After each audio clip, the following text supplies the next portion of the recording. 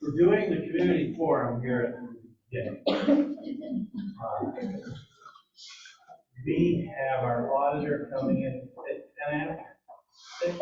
You can do things. We can do the forum first. I mean, But if there's a lot of people that are going to speak, we're going to have to try to. then we can be patient. I mean, that's it's up to you, Dean. However, wherever you want to insert the audit report. Okay, we will try to go through this part as quickly as we can. So this is our community forum. Anybody wants to address the board on these subjects? We are open to that. Be courteous to your people here speaking. Who would like to address it?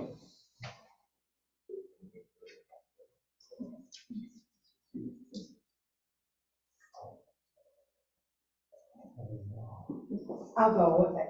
Is that okay? Sure. This is Wendy. There is a spot for you just to address the board on a specific subject in the delegations we heard later on, but I'll do that. you'll do that. Yep. And she's got you signed in to do that? It was a maybe, but. Okay. Okay. We'll do that in the delegation. Okay, thanks. Okay. Since nobody has an agenda item or any item to talk to us about, we're going to call the regular board meeting to order. And we start that out with the Pledge of Allegiance. I pledge allegiance to the flag of the United States of America and to the republic for which it stands, one nation, under God, indivisible, with liberty and justice for all. Okay, this meeting has been properly posted in all the normal posting places. And if whoever makes a motion to approve the agenda, So they would, we're good with the agenda as presented. as presented, we don't have to move the auditor when you rise. Nope, and she's here, so she's here. Then we're gonna go, we have a motion, do we have a second? Second. Any discussion? Then all in favor say aye. Aye. Opposed, same sign. Agenda is approved. We're on to the minutes. Make a motion to approve the minutes of Monday, October 24th, 2022. Open session.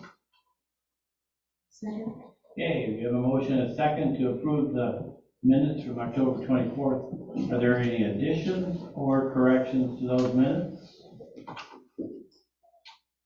Hearing none, all in favor of approving the minutes, say aye. Aye. Opposed, same sign. Motion's carried. We're on to the financial report and bill listing. Motion to approve the voucher listing dated October 19th, 2022 through November 18th, 2022.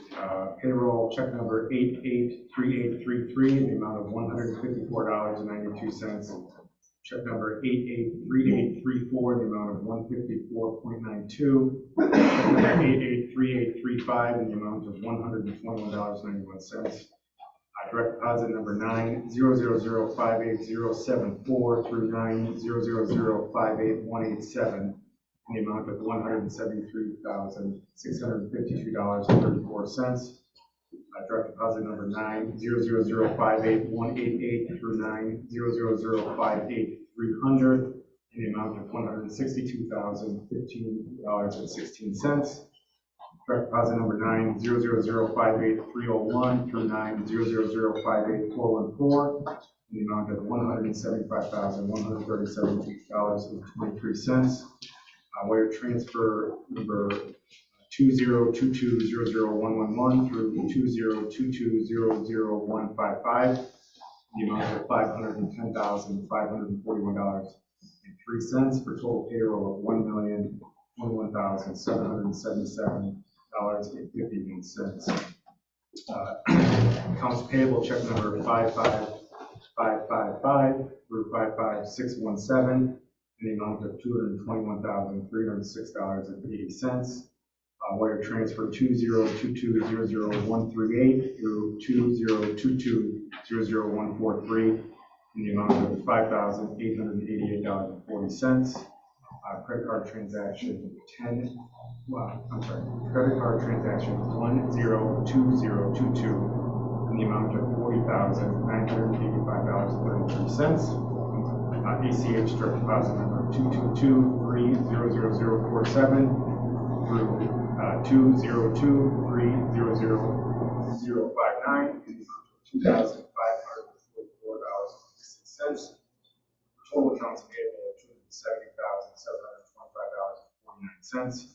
Total disbursements of $1,292,503.00.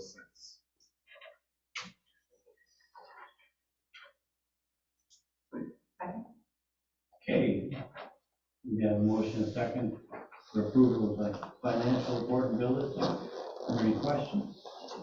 If I could just say, we did, I just wanted to mention, it's not in the bill listing, but Troy did do have some conversations with the Tollus law firm regarding the bill that they sent us that was approved and we paid, and there were some questions about the amount of time they spent on some of the topics that we felt was a little excessive.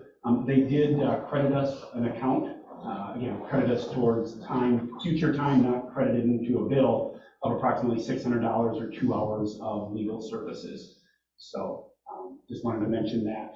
It doesn't appear in the bill listing, but it is 2 hours worth of credited legal services from Atollus moving forward. Anything else? Then all in favor say aye. Aye. Opposed, same sign. Motion's carried.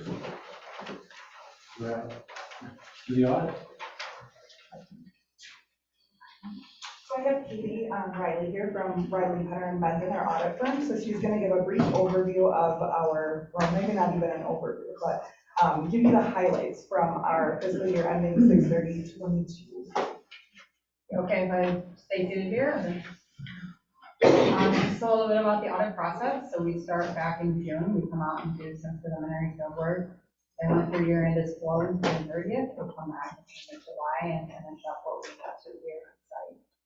We then certify your aid in September, and we issue your final audit reports earlier this month. The audit was conducted in accordance with professional standards. As always, management and the business office were well prepared and fully cooperative, and no material misstatements are noted during the audit. So we issue several reports as part of our audit process.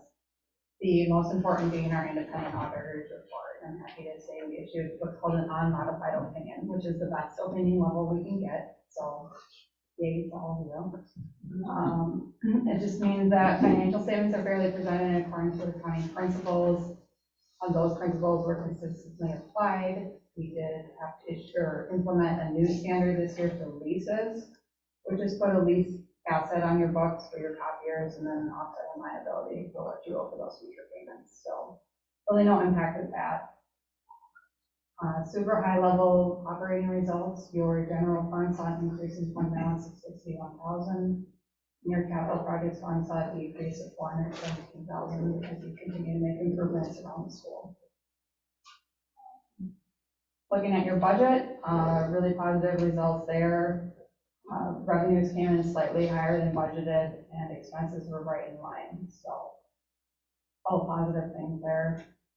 Debt, you have very minimal debt. Your current promissory note balance is at $332,000. So sitting in a great financial position.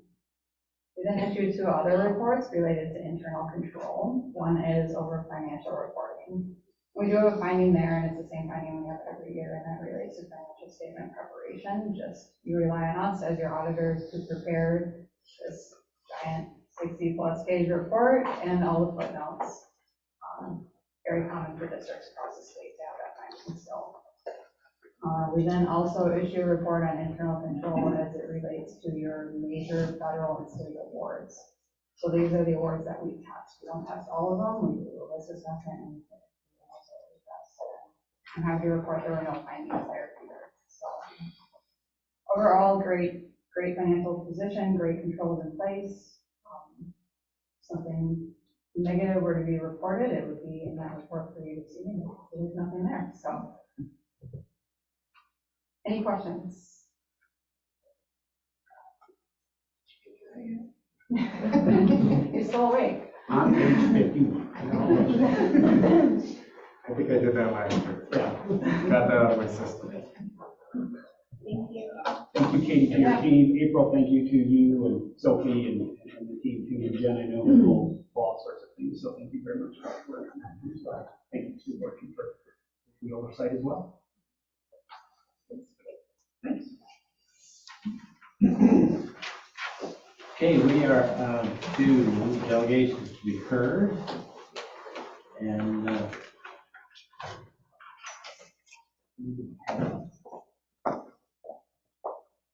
Stephanie, you think it's the lady? Well, I guess my main question was if there was another option for 4th grade instead of just moving them to intermediate school. So if there was another option that was proposed. Or any other option, I guess, besides moving them to intermediate school? That one. We can talk about that during. We'll talk Okay. about that. We can talk about options. This portion of the meeting is one way. You can address us, but it's not going to be a dialogue back and forth. Got it, okay. And so, but it's on the agenda. Okay. Stephanie will address that with some possibilities if we're going Just to share. stay there. Yep. Okay. Yep. And then Wendy?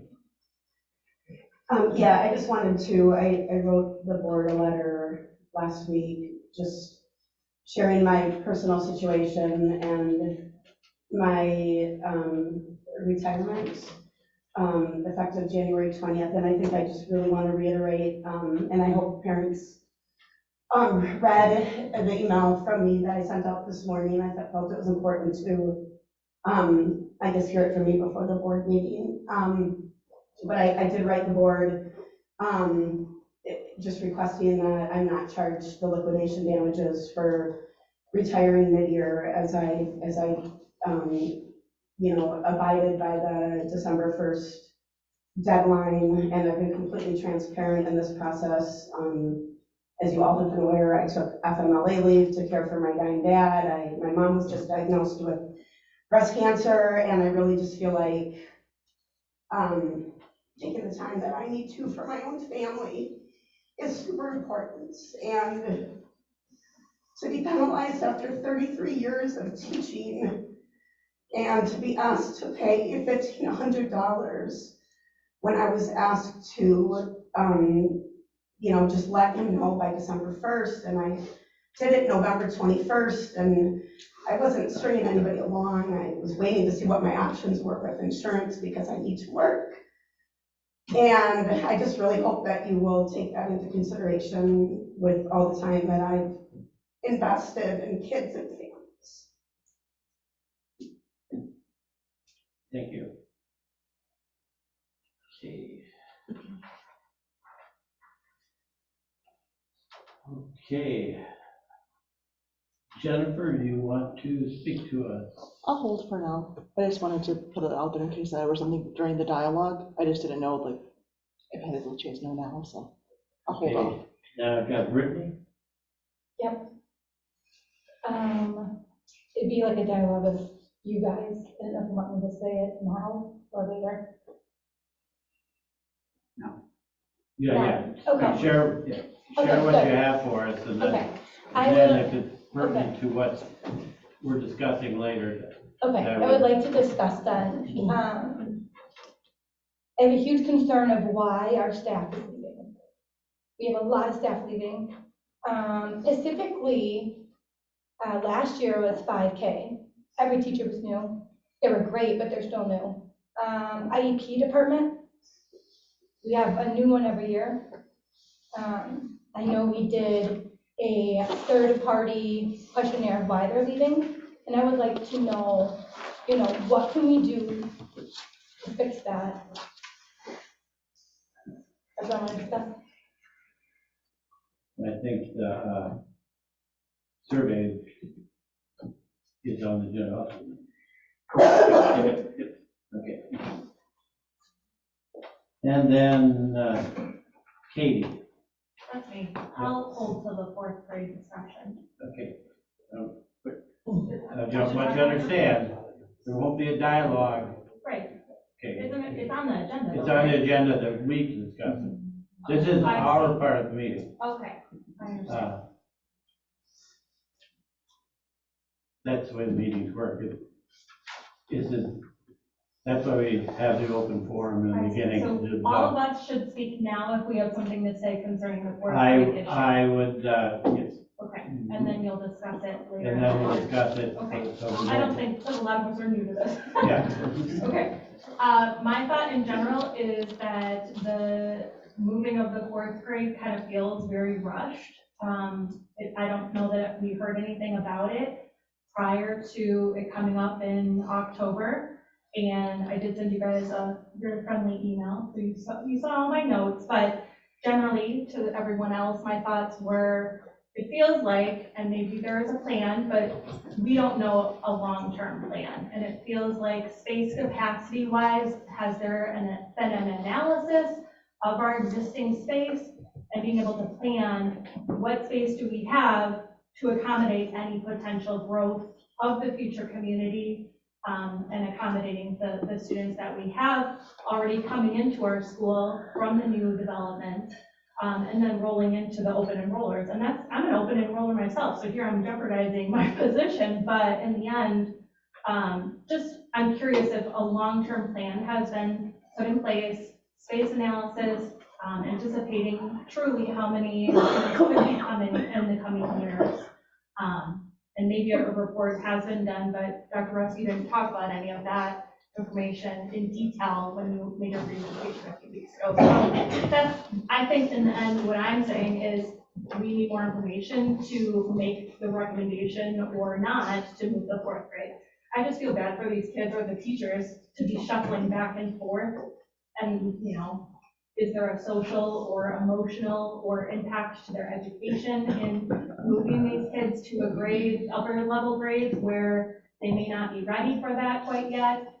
People are saying that the intermediary school is already crowded. So I'm not sure in the end that shuffling the fourth grade up to this building really solves anything for the long term. That's my comment. Anyone else like to address that? I have a couple just comments from reading, what happened at the last meeting, so I wasn't here. So the first one would be that there's some talk about larger class sizes not impacting students' performance. I just wanted to share that when I came here for my first 4K and kindergartner joining just 2 years ago, we were told that class sizes would be 20 or under.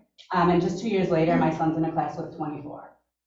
So I know I already shared that at the beginning of the school year, that there was some concern. Both of my sons, within 2 years of joining the school and being kind of smaller class sizes, are already over 20. Both of those numbers being over the average number for the state of Wisconsin, in a school that touts on our website small class sizes. So that would be just like my first concern. The second one would be the intermediate feels crowded, and I have a student going into that, fourth grade next year. So obviously concerned that we're trying to make room in a building that already feels tight and mixing little kids in a space that's not their own with much older kids. So I'd love to hear some options for keeping the grade level here and trying to make space here before kind of taking a space that already feels crowded and trying to have more students into it.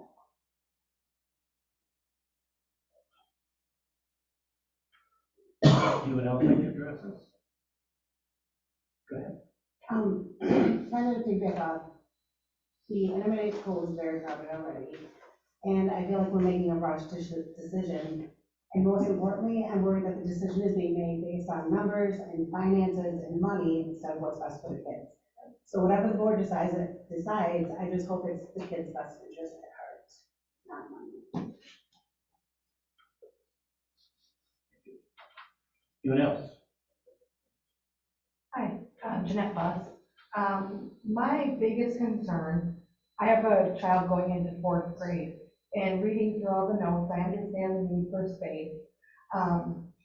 Computers. My son's a 3rd grader right now. He doesn't need a computer all day, a laptop. I saw that they would be issued Chromebooks if they were to move here. I'm concerned about that mostly. So that's my comment. Yes. Hi, I'm new to the district. I have a daughter in 3rd grade and one in 5th. I do echo a lot of the current concerns in regards to moving the 4th grade up into the intermediate. I think the social emotional environment of this ecosystem in intermediate would be a big shock to fourth graders. I also read the presentation is heavily financially led. And I also am just concerned about your point in regards to retention of staff. What are we doing to make sure that we're retaining the staff we have, but also not increasing it just for financials, that maybe the financials are coming back to them in form of a salary or even a balance of workload.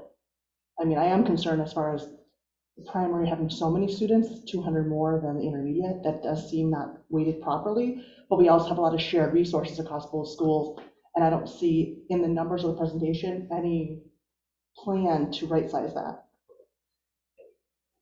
What do you mean, plan the right size number? Well, we have a lot of shared staff that go across both, and so if you have close to 1,000 students, I mean, we need to have more staff to support that, especially if we're talking about increasing hours for open enrollment for financial gain.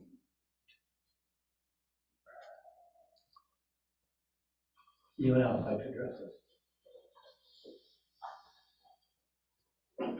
Okay, we're going to move on to the next agenda item, which is acceptance of donations from the administrator's report. Yep, so we'd like to present 2 donations, one from PTO for $243.31 for all the conference dinners. Thank you very much, PTO, for supporting that, and thank you from our staff. As well as we did get a donation from the American Transition Company for trees for trees. Basically, they've given us 3 trees that we'll be planting this spring. So thank you very much. So just looking for a motion to accept the donations as presented. Motion to accept the donations as presented. Second. Okay, we have a motion and a second. Discussion? We get those trees because it's better than the other trees? No.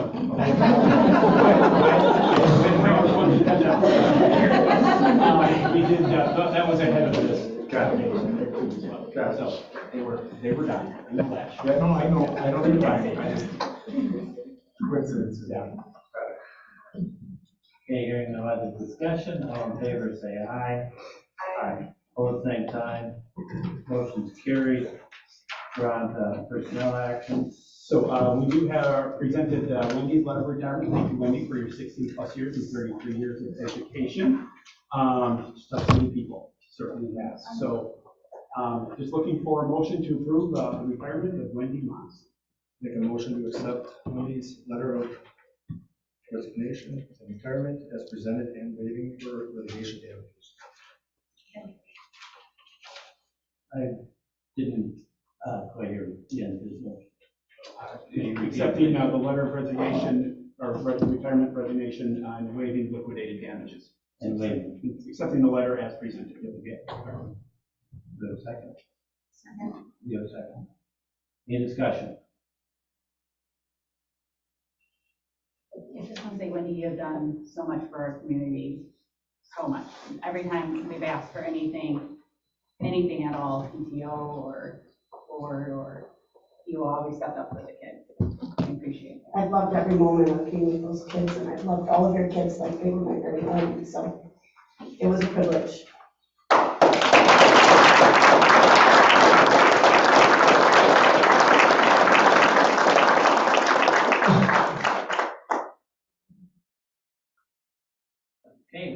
motion and a second.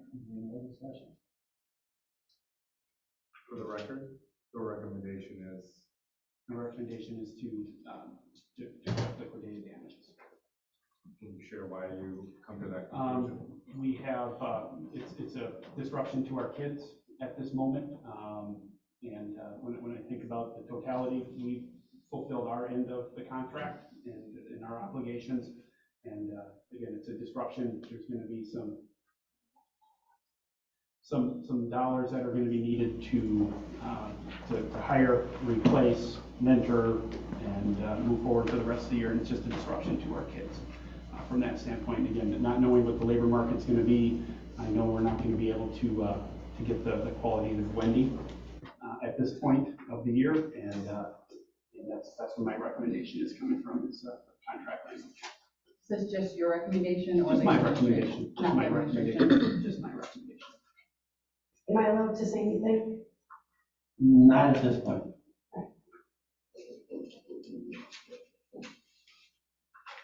Okay. We have a motion and a second. Discussion is complete. All in favor, then say aye. Aye.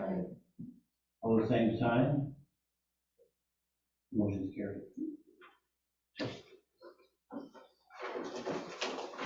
Okay, we are on to the recognition.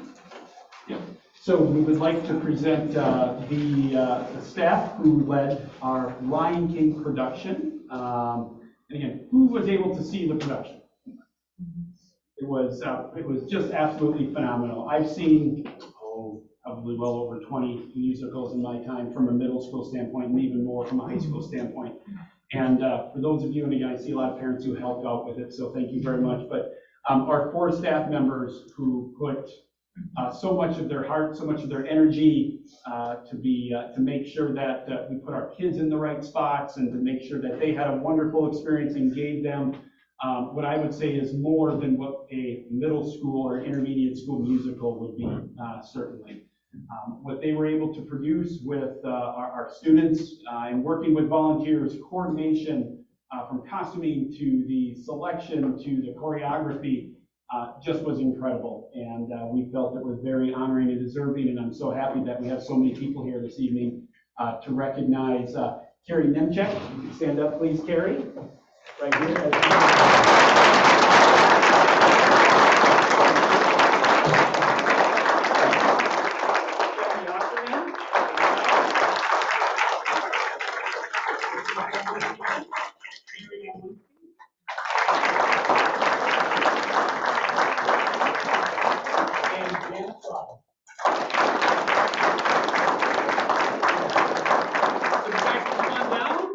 We've got a little something for you, and just a small piece of our appreciation to say thank you for what you were able to perform for our community and for our kids. It's just incredible, and we know that it's more than just show night.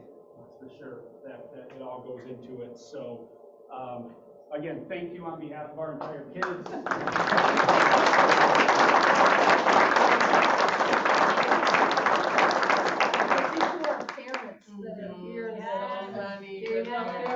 You guys can stand up too, whoever helps with the play.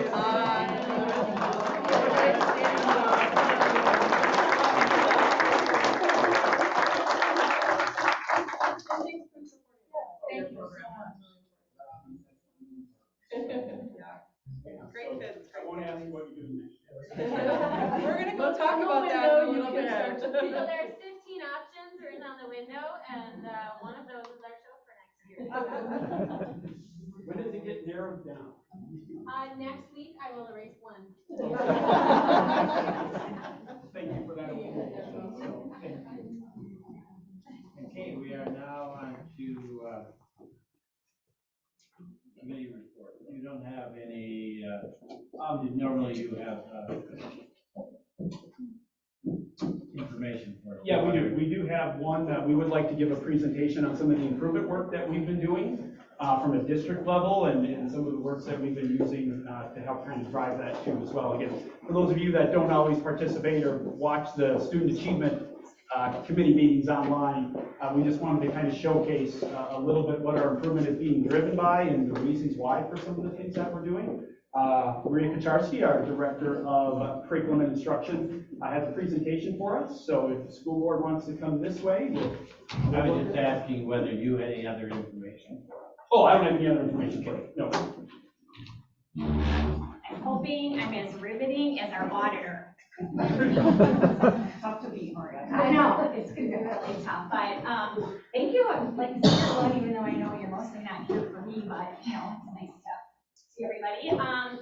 So, beginning this year, we started, going into high reliability schools as a framework for some of our school improvement. So I'm gonna share a little bit because, we've been using the text, the book, and the information. I know the board was given a copy of the book and the information, and they asked for us to give a little overview to all of them instead of falling asleep by reading our books. So that was me. Not the rest of the board. It was me. I was falling asleep. But I think it's important that you share with the community what we're doing because it directly impacts our children that are here as we're working with improving not only our students, but our staff and professional development. And I think this is all important to, like, how are we going to continue to achieve and push our kids to achieve as well and make sure that we're, a high performing school. thank you. Thanks, Andrew. I didn't have to call you out here and sound you. All right, one thing that kind of like Andrew spoke a little bit, we do have a district data dashboard of our improvement efforts, where they are, where we want to go, what our target is, how we want to get there for the future. So I'm not going to go through that with everybody tonight, but know that the presentation's available and you're always welcome to kind of review it. I guess if you don't want to sleep either, link to it and it'll go up well. So high reliability schools is based off of really, for school districts to dig deeply into 5 areas: a collaborative culture, effective teaching in every classroom, a guaranteed and viable curriculum, standards reference reporting, and competency-based education. I have a video and then going to give a really just beginning getting your toes wet into what each of those areas are. And that's important to know because right now, 3 of these items, collaborative culture, effective teaching in every classroom, and guaranteed and viable curriculum are something that you're going to see in our school improvement and district action plan for the next couple of years as we're really trying to get a system in place for improvement. Why high reliability schools? That's a really important thing. A lot of school districts work with a lot of different improvement vendors. In my different positions in different area school districts. For example, Elmbrook is a Baldridge district, and they use the Baldridge model. Pewaukee, our neighbor to the right, is a Studer district. They're heavy into Studer improvement efforts. What I like about high reliability schools, we took it, it's also a business model, and you're going to hear a little bit more about it. But it's really working with Bob Marzano, who's sort of an expert actually on the teaching and learning side of things. So it's nice when you can take something that's shown to kind of work in the business world, but have someone whose whole job as a researcher in education apply what that can look like to schools. So that's what's kind of different compared to some other improvement methods that some other districts may use. And it also hasn't been around, I would say, as much as some of the other districts.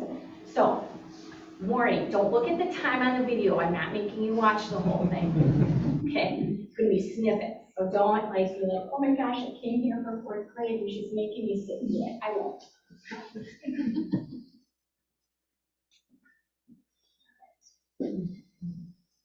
This is Bob Marzano. He's been a researcher for a long time. Not that I'm gonna criticize because I have readers on my head, but let's see what we get here.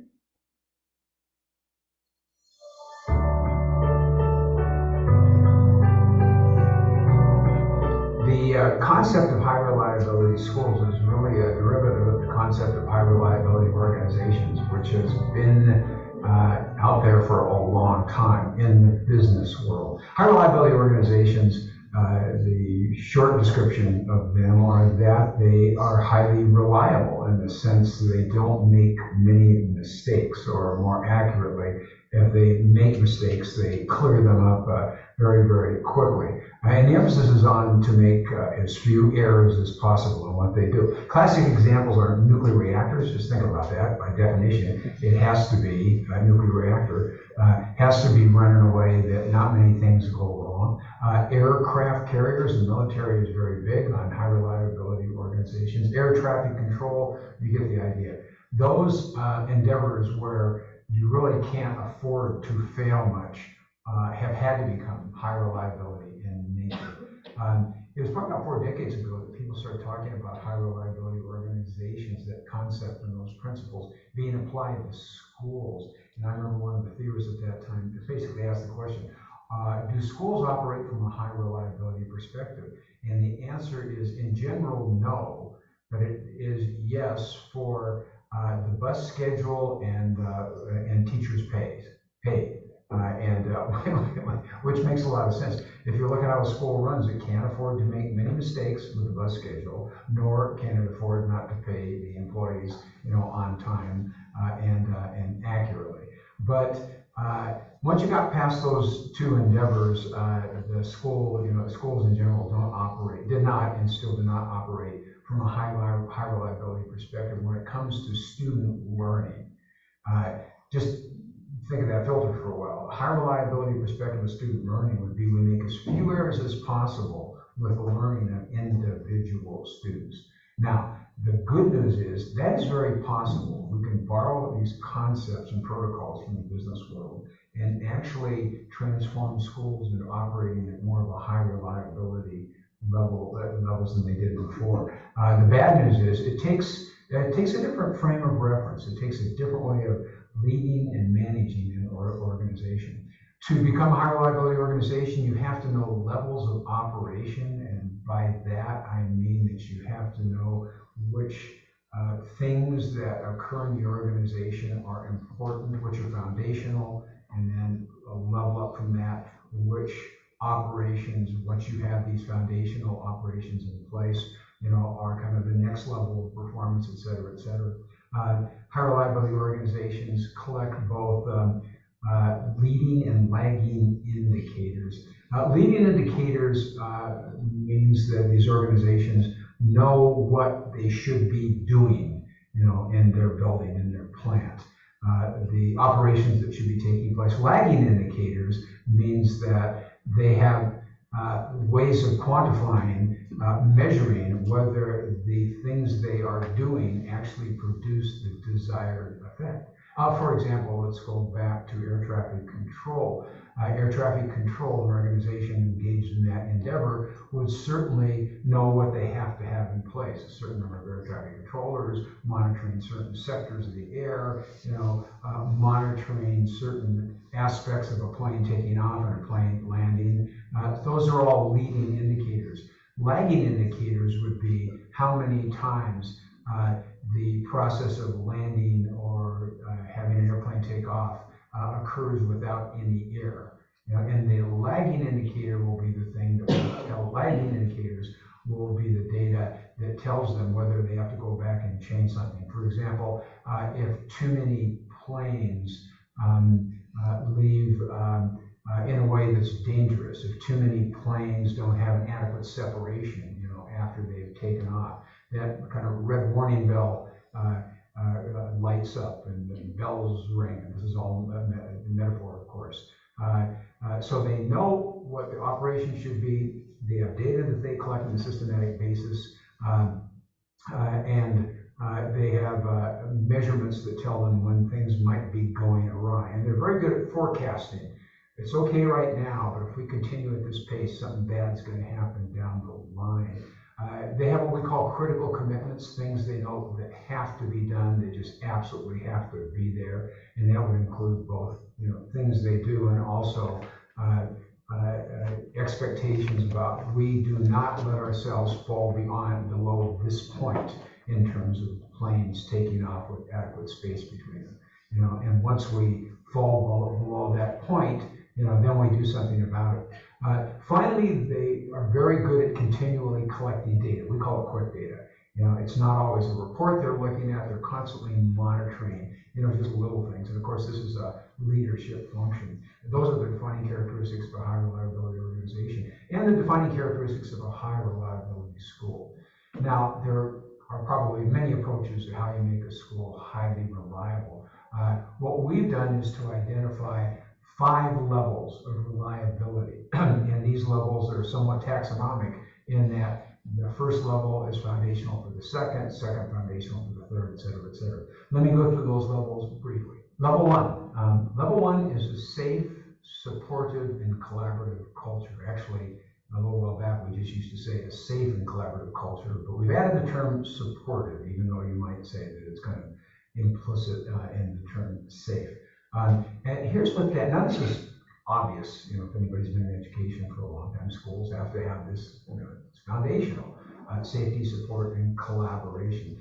Now, in the model that we use, we actually identify, leading indicators. We have 8 of them. I'm not going to go into that level of detail. Let me kind of summarize what those leading indicators focus on.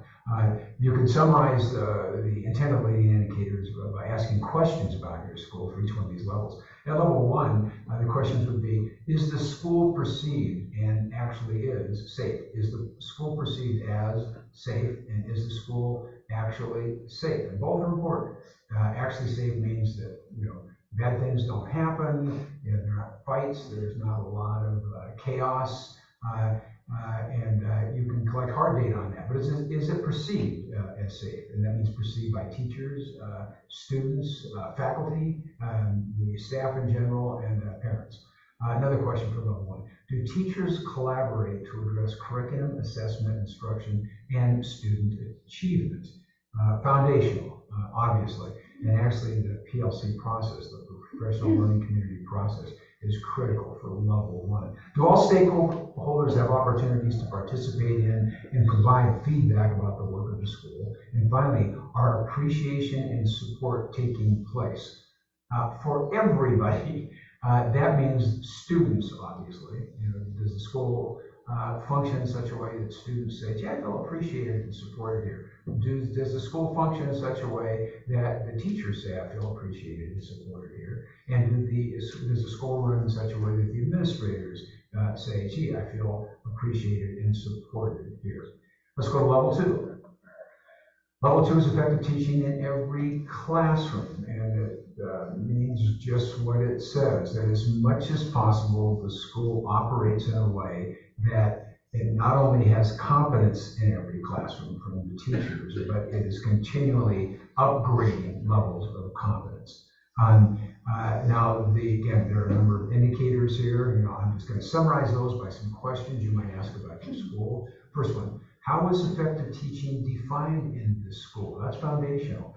You can't talk about systematically getting better in every classroom if you haven't defined what getting better looks like. How effective is the teaching being done in the school? So the first question deals with, have we defined what we mean by effective teaching? Second question is, given how we've defined it, is that actually occurring in the classrooms? Obviously, there are different ways of gathering information, observations, et cetera, et cetera. Third question, what is being done to improve the teaching in the school? For me, that's the big one. I think schools in general across the country do a decent job of defining good teaching. I think they do a decent job of actually observing classrooms and saying, gee, we're weak in this, or we're really strong in this. I don't think we do a very good job at all at the school level in trying to ensure that if you teach at that school, you're going to get better. Think of that promise that would be, if you're a teacher and you go into a school and the administrator or whomever is talking to you about the school or whoever is interviewing you says, if you teach at this school, one commitment we make to you is that you will get better over time, no matter how good you are right now. That's level 2, effective teaching in every classroom. Level 3, guaranteed and viable curriculum. That's a term that's been around since about 2003. Guaranteed curriculum means just what it sounds like. No matter who teaches a given subject area, certain content will be addressed. Viable means that the content teachers are expected to teach is focused enough that they actually have time and resources available to teach it well. We do a good job at guaranteeing curriculum. I'm not sure we do a good job of ensuring that that curriculum is actually a viable curriculum. It can be taught well in the time available. Some questions you might ask about your school relative to level 3. Is the appropriate amount and set of content being taught? And that's an easy one. Just ask teachers, are we teaching too much content here, or is it just about right? It's kind of the Goldilocks rule, just about right. And I think you might be surprised what some teachers say.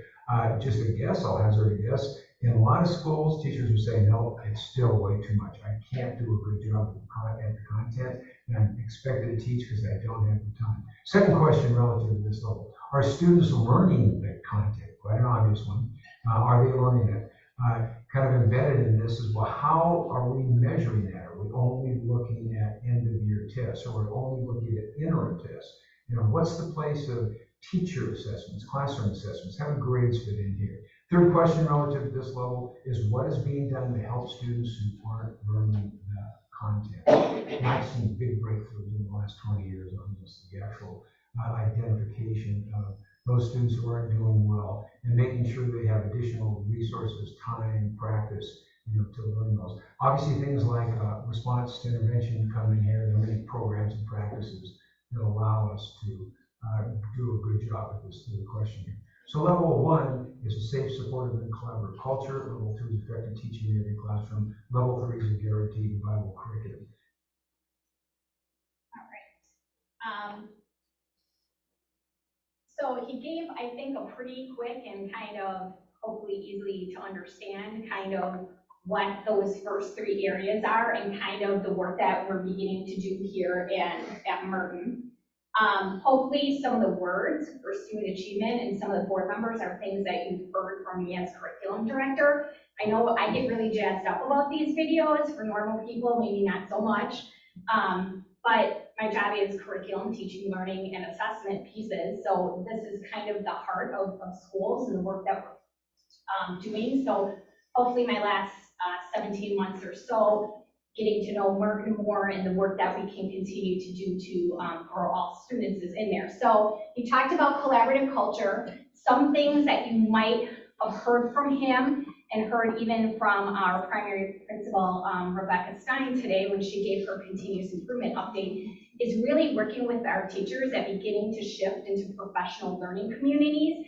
That's a really important part. It's primarily the work of that whole thing, and that's when teachers collaborate over curriculum, instruction, assessment, and they monitor students collectively at grade levels and in content teams up here, and work at next steps of how they can meet the needs of all of their learners together. And again, I just put in the PowerPoint, not that I want you guys to know, but there is a really great document here, especially for maybe not so much school people, about really what the shift difference is from how school maybe was when we went to school, where our teachers worked a lot in isolation, and really what we're trying to do to have our teachers collaboratively work together on meeting all our students' needs, reviewing their data. So this does a really good job of, when I began teaching, 24 years ago, I really was looking at my own classroom and focusing on, what I was teaching. Later on, as I'm really talking to my fellow teachers about, are my kids actually learning what I think I'm teaching? That's a shift in the mind. It's less about and what I'm doing, and really looking about, not that what I'm doing is important, but does it actually mean that students are learning what I am assuming that they're learning? We don't want to make assumptions, especially in high reliability schools. We want to know that we have some of that available. So this is a great resource for that. So when you hear professional learning communities and the work that we're trying to do and shift our time and common planning time for our teachers, it's really important, because that's the work that we need them to start doing in a bigger basis. And for parents, because I hardly ever get here, when you're seeing maybe those random days off on the calendar and you're like, really, Merton, what are you doing? It's because we're really trying to bring a calendar where our teachers might have like a half a day a month to really work an amount of time on those items. And because we really need to have chunks of time. It can't happen in a morning meeting in a half hour. It really takes more dedicated time. So no, I'm not really trying to build that into our calendar to ensure that it happens. You know, effective teaching in classrooms, he talked a lot about that in the video. What are some things? We're really working with our building leadership teams, both at the primary and intermediate. They spent 2 days working on continuous improvement planning this summer and working on their action plans, but they also got to delve in deep into some of the research about what are those effective teaching practices so we can begin to define how those look like in Merton. And then we've worked on literacy commitments. What do we expect for every teacher that teaches ELA, English Language Arts, here at Merton? And what does that look like in all of our classrooms? And so they've begun to do that work, and we'll continue to grow that leadership team, who then will grow some of our teachers through that work. Also, you guys might know, our board knows that we did some educator effectiveness changes to kind of having some formal observations, maybe a couple times a year, to more rapid cycle feedback, that our teachers are getting mini observations 6 times a year. And the whole idea in that is to also work on effective instruction in every classroom. It means that we're observing for a short amount of time, giving quick feedback, meeting with the staff and the teachers after that, and then seeing how that change and that feedback is being implemented into the classroom.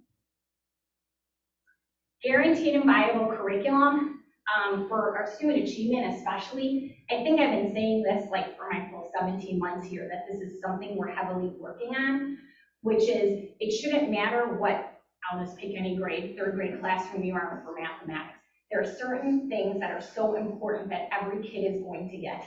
And those are the things we have to define and get very clear about and guarantee that they can do it. And Dr. Marzano talked a lot about time. That's really important. A different researcher decided and did all the analysis. If we actually covered all our standards, we'd have to have a K-22 system instead of a K-12 system. So when we're not working together, teachers are making those decisions by themselves, and we want them to make decisions about what's most important together to make sure that all of that's happening in the classroom.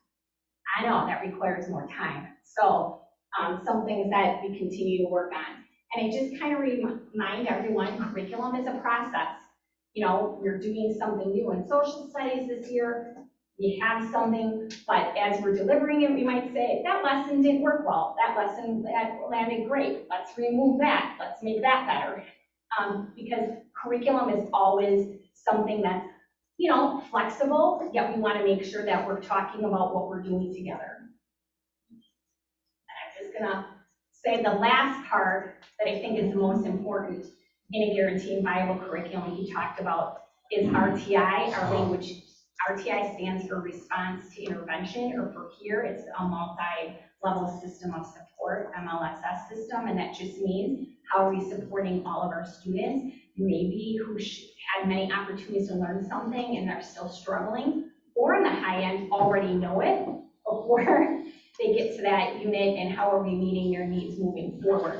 So that's a really important part of that indicator. The last 2, and if you remember, he said those first 3 are really foundational. So what it means is for us to get to standards reference reporting and competency-based education, we have to have our game on really well in the first 3, which is what we're working on. But just a little bit about it. Standards reference reporting is kind of like our standards report cards, but it's even more detailed than that. It basically has us you know, knowing what are those most priority standards and reporting up to parents where their students are within that standard at a majority part of the time. So I like to pick on math a little bit, but you know, 3rd grade we learn multiplication and division, right? So where is your child, if that's an appropriate standard in that, in September, in December, in March, and of course, hopefully by the end of the year have it. And so really tracking some of that work helps us ensure we're meeting that guaranteed and viable curriculum. It also helps us with data use and school and district goals. And the last part is really short, I promise, a minute, about competency-based education, because it's probably the most difficult one to kind of explain to non-educators, and I think Dr. Marzano does a pretty decent job with that. Okay. I have to click on you, I have to you up here. Oh, we made it.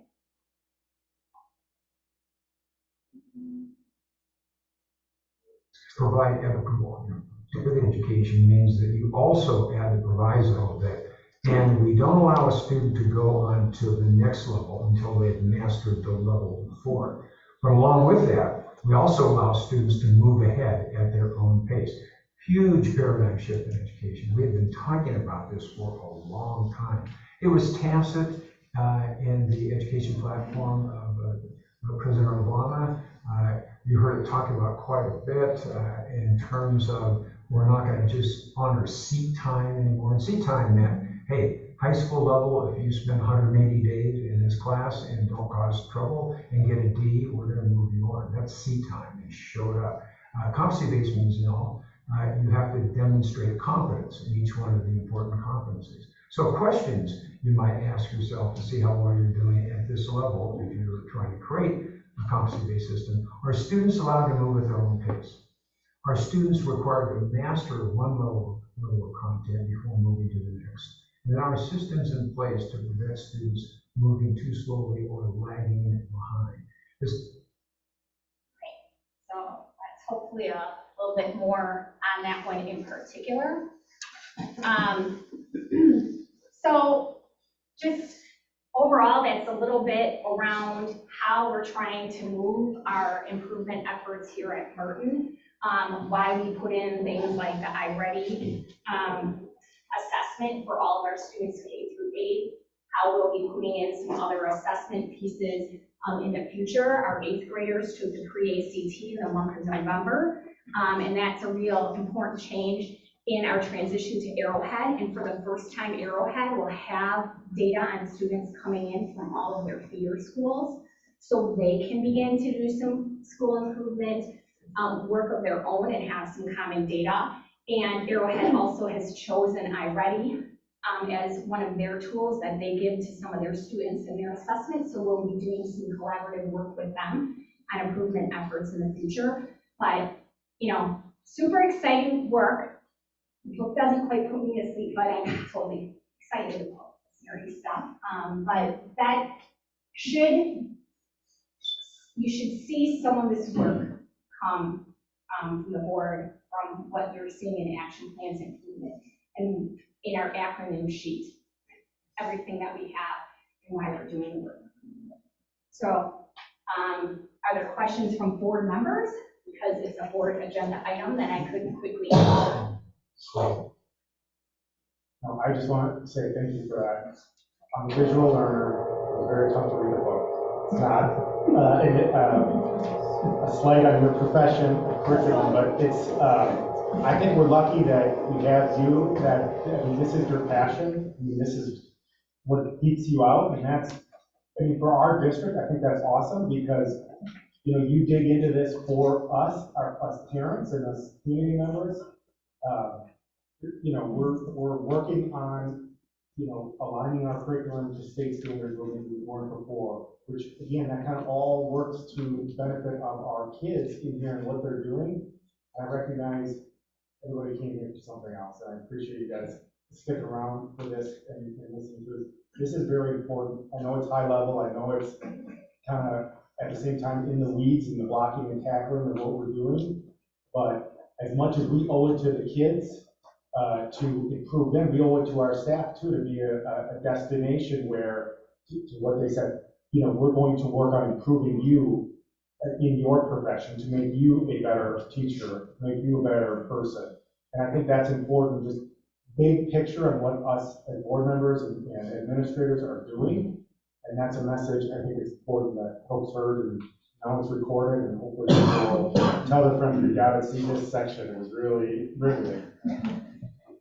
So, I'm sure right after they watch the my audit. soapbox, I'm off my soapbox. Right after the audit. I appreciate it. Because this is truly, as we go back to the number one item, a safe, supportive, and collaborative environment. Maria obviously is leading the charge, but this goes from the boardroom all the way down to the classrooms and all the work that's happening with the board and their work from the student achievement level to the administrative team, to our instructional specialists, to the classroom teachers, to our instructional support staff. Everybody's got a complete part in how this all rolls and things like that too. So, and again, like Andrew said, thanks for the, it's super important that everybody kind of understand the train that's pushing our kids and really what's doing what's in best interest for our community services. So. I have a question. Is her, I'm sorry, I didn't catch her name. Hi, Maria. Maria, is your position a new position? I've been here, I don't know, 17 months. The answer is Then yes. it wasn't, it didn't exist. So 24 months ago, roughly, a different board than this board, obviously we changed periodically. Ron and that board came together and said, hey, let's have a curriculum director, someone dedicated to the curriculum. And so they went through a process and interviewed lots of different folks. Ultimately chose Maria. She's a resident here too, which is great. Her kids have gone through this district. They're still going to this district, so relatively, yeah. And she's been amazing. I've had an opportunity to meet with her periodically, and this is every meeting, this passion comes out. So it's not just for this meeting. Okay, so we're on the committee report, we're on to the policy and personnel committee. So, Brad, sure. All right, so we did get an update from, I guess, just reached out to Steve, see how the development policy is going. Things are going really, really well. We also presented policy 222, which is the administrative contracts policy. This is a new policy to the district. Ultimately, it is a kind of a pass down from the last meeting in which the board directed to make some actions instead of passively approving contracts by just letting them expire from a state statute standpoint, about giving some activeness to approving the administrative contracts. So what you see in front of you for 222 is basically that type of work that was asked for and approved at the board level too as well. So again, this was our first read. We'll get the action of the board will first read it officially in new business minutes here a little bit later. So the last thing we talked about was employee climate and culture survey results. Again, kind of going back to the question again through some of again just some of our improvement work in strategic planning. We did take a look at formal exit interviews as well as you'll see in there the climate and culture survey results. This team, the policy team and personnel team did create a survey that was administered to all 104 employees who were offered that.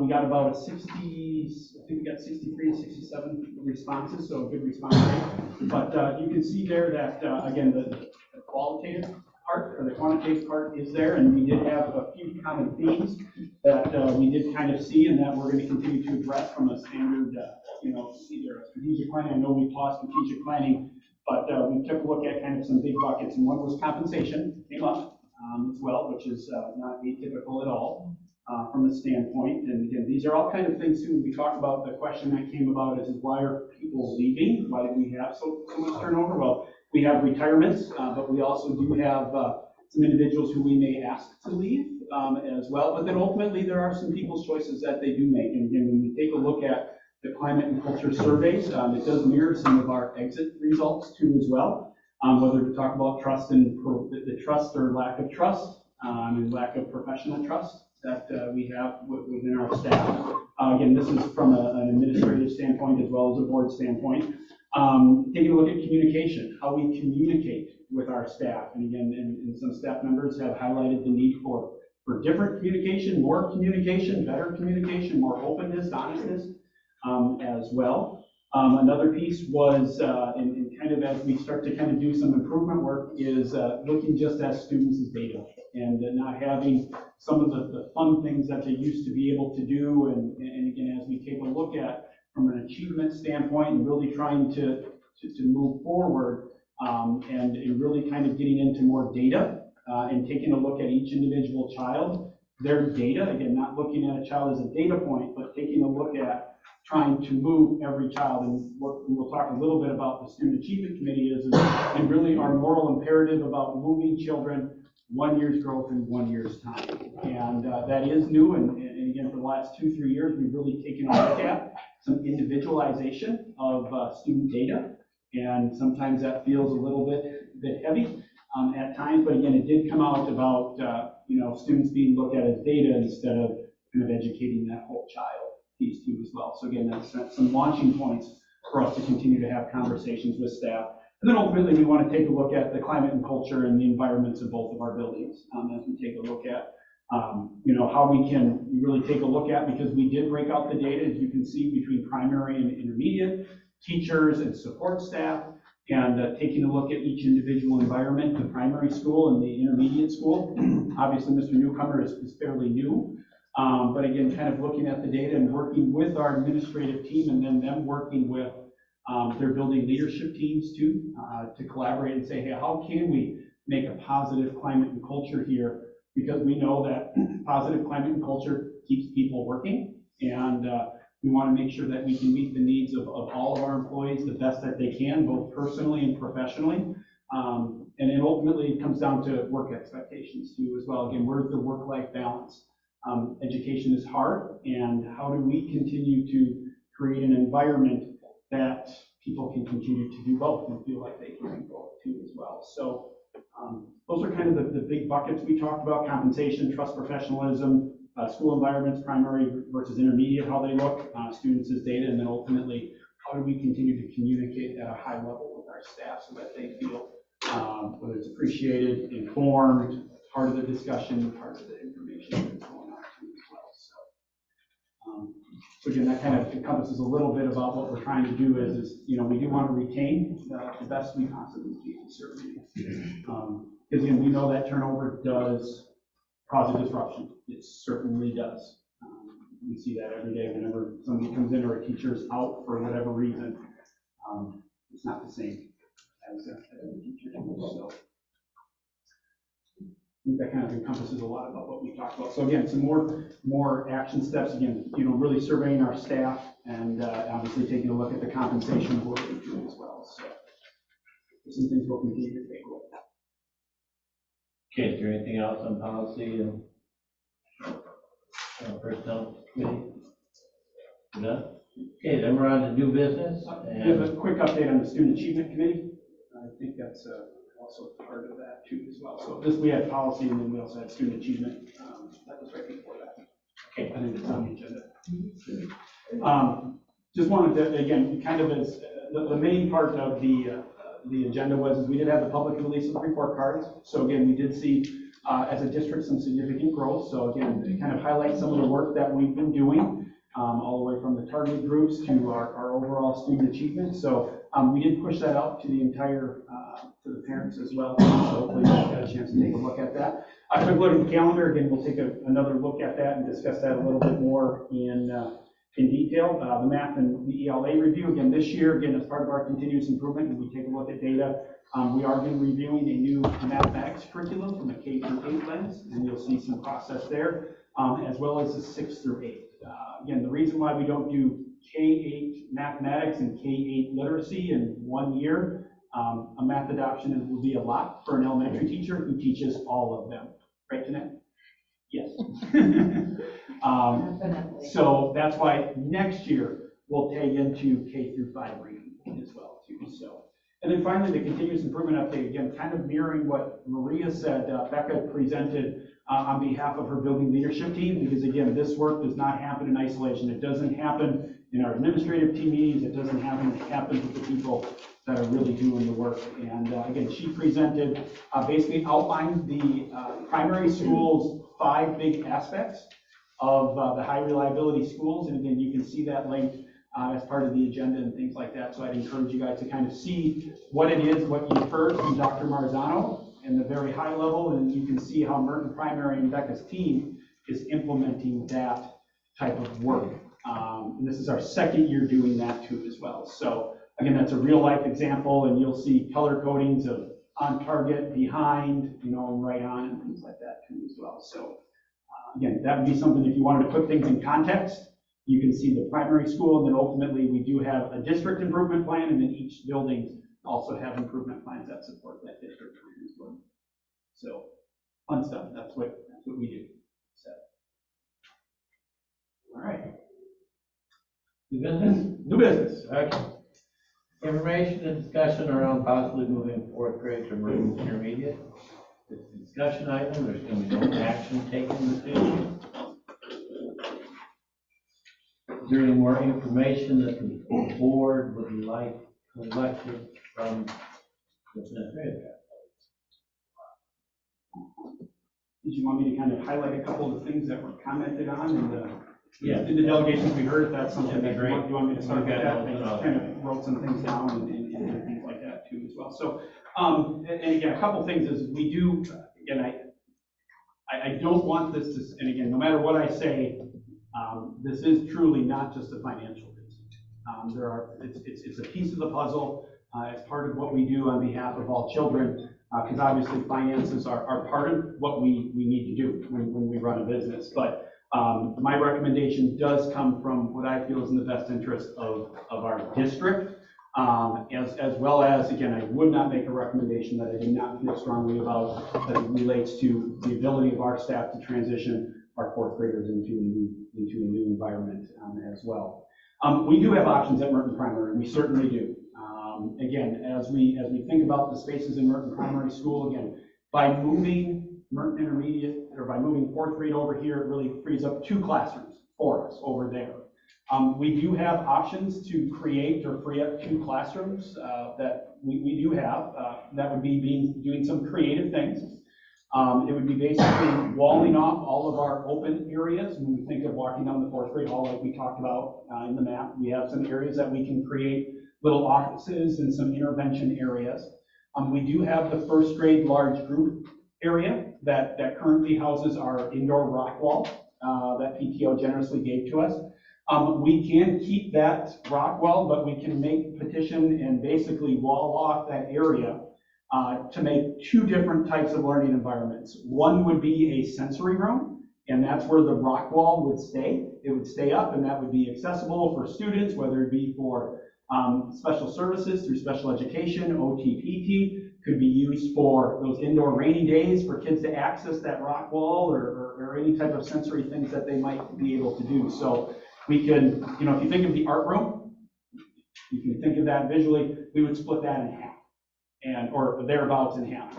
So one side, so we would be moving the sensory and early childhood area from where their current status is across from 4K, moving them into the large group first grade area. The one piece that we would have to do is we need to be able to have the ability for bathrooming for our early childhood program. So we would have to blow some doors in some walls to get access to it. But again, it is very, very doable. So the other area that we can be able to, it's doable, it's costly and it walls off our area. The other place is to be able to move Maker. We would move Maker and do some shifting around with our music, our Maker area, and move our interventionists in some of those areas that we've created walls for. And that would free up 2 classrooms that we would need to. And again, a rough estimate, when we take a look at what that would cost about $100,000 thereabouts. Again, some very rough estimates. We have to create, some areas, some smaller areas. We have to make 2 different classrooms out of the first grade large group areas, put some doors in there. So it's approximately $100,000 investment in Merton Primary School. That would completely wall off every open area that would be at Merton Primary School. And that kind of leads into when we talk about the idea of, a facility plan. What kind of plan do we have? Do we want to do pay an architect to come in and see what kind of analysis and see what kind of facility space we have? We do have that for Merton Intermediate School. Epstein, Ewan, EUA did do, as part of when we remodeled this area, they created a phase 1 plan, which was this area that you see. We do have a phase 2 plan that is designed to look at what we call the academic wing, our current 5th, 6th, 7th, and 8th grade area. So we do have professional architect plans that have highlighted opportunities that we have for whether it be for future expansion. or for opportunities that we might have right now for some creative areas, whether it's, hey, you can use the library for a lot of different things. Here's plan A, here's plan B, here's plan C, about utilizing the space within this building as well, because you have, at the time, you have a little bit larger open spaces and you've got a little bit more room to work with. We have not done that with Merton Primary School. Merton Primary School was built for an elementary school. We took advantage of some future growth as we started to feel the growth. We did have, we did the art space, right? So we were able to be creative from that standpoint too as well. So, but we haven't officially done anything professionally with an architect. We have approximately 1,100 square foot classrooms, which are strongly designed and they can fit. When we had COVID, they fit up to 24, 25 kids, no problem. All of those spaces can handle up to 24, 25, and that was spacing out 6 feet at that time too. So we do have the classroom space, but to say that we have done a unique architecture plan specifically at our current footprint, that has not happened. We have done some future planning with Wellenstein Brothers, where they have highlighted opportunities for future wings onto both Merton Intermediate School and Merton Primary School. So we do have basically conceptual plans. Basically, if we needed to build 4 classrooms, where would the best place be? If you wanted to dig and add a wing on to Merton Primary School. If you needed to add and dig a wing on to Merton Intermediate School, where would that go? So we do have conceptual ideas. We also have conceptual ideas about if we ever needed to build a new school. And that can happen right here on our current space and our current footprint here at Merton Community School District too. We wanted to build the school. That's been confirmed through even working with the village as it takes a look at, because their codes say you can only have so much roof space. And again, so we've gotten into that level of detail of already checking with current village ordinances and things like that too as well. So I do feel this is is it a temporary solution? It may be. Again, it's not I don't want to call this into the foreseeable future because we don't know. It is so difficult, like I presented last couple weeks ago. Enrollment right now is so difficult to produce. In the past, you could do a facility or an enrollment study through UW-Madison. Everyone has stopped doing those because those projections have turned up to be very, very false. Those enrollment projections, I'll tell you, we did one in the Merton Community School District back in the mid-2000s, and it caused us to purchase a piece of property in preparation for building a new school. Plans, and Dean, you were around when we did that, and good. Again, thankfully, we didn't build that. Again, from a community member standpoint, because we would have a ton more space, and we'd be sitting here with idle space. So again, I see this being I don't want to call it a temporary, but this isn't going to be a ping pong. I don't want to be ping-ponging staff, don't want to be ping-ponging kids, ping-ponging families. Certainly, I do see this as an opportunity for us to ride the enrollment wave. And again, as presented last time, as soon as we had a chance to move 4th grade back to Merton Primary School, we did. We picked them up and moved them right back over there, made some shifting with the after-school program, and away we go from that standpoint as well. I guess another option, another thing I heard a lot is the crowdedness of Merton Intermediate. Yes, the upstairs, at the beginning of the day for 6th through 8th grade is up there. It can get crowded.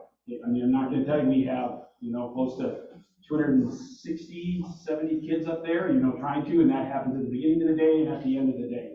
6th grade has a different schedule than 7th and 8th grade. So again, we do the best we can with trying to utilize the space that we do have.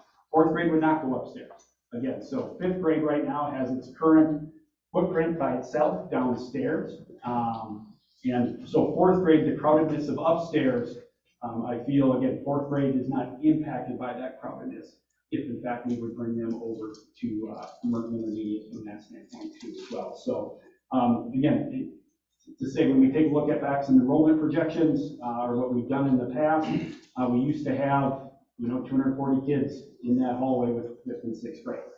We used to have that here. Through all my time here, 5th and 6th grade were down in that hallway. So is it going to be crowded before school? Yeah, our Merton Primary School is crowded before school too as well. as the kids are getting to their covenants too. But again, we expect that we have a level of supervision and again, that level of confidence within our kids to be able to navigate those areas too as well, but with some assistance too. So, yeah, and then the recommendation for the Chromebook, again, that would be something they would take to and from with them.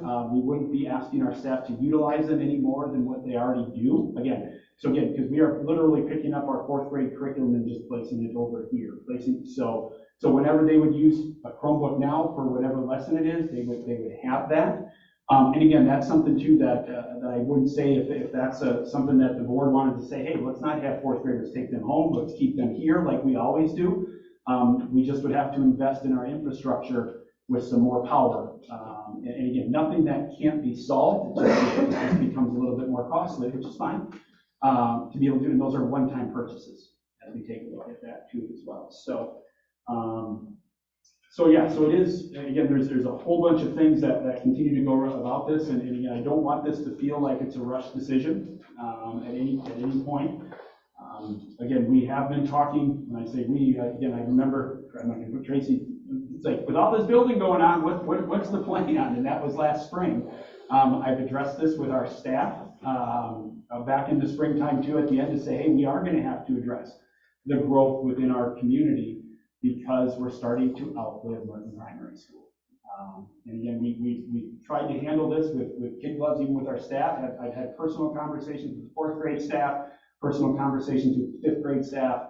And again, we just want to continue to make sure that we honor people and honor, and this is great that we've got this amount of people coming out here to really kind of listen and show support either way, or just kind of listen about where the recommendation is coming from, because it truly is coming from a superintendent who feels this is something that from a district standpoint to benefit all students, that we're able to really benefit moving forward into the future. Again, temporary, and as soon as we can get them back, boy, would love to, certainly too as well. So. How many staff do we have that travel back? That travel back and forth. Right now we have PE, we have one PE teacher who handles 4th grade. When I think of teaching staff, we have a speech pathologist that goes back and forth. Our guidance counselor at this time goes back and forth. OT and PT, some special education services, just kind of go back and forth. Becca, Steve, am I missing anybody? Because art is self-contained music, it's 4th grade. PE is the only one who comes over to that too as well. Were you able to get an answer as far as open enrollment?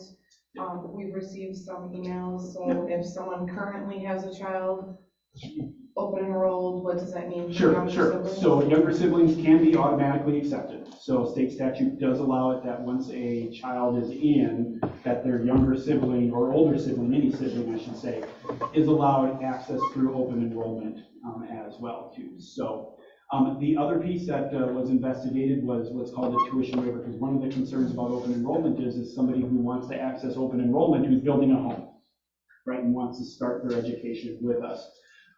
That's a separate program where we can accept students underneath what's called a tuition waiver program.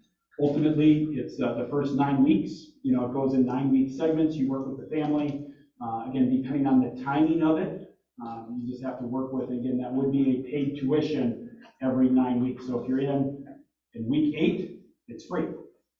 After 9 weeks, again, there's all sorts of, again, it's kind of convoluted, and there are options to be able to work with individual families about how we want to do that. But so that kind of addresses families who want to access our district, but our building, and we can keep them separate from the open enrollment by working with a tuition waiver program.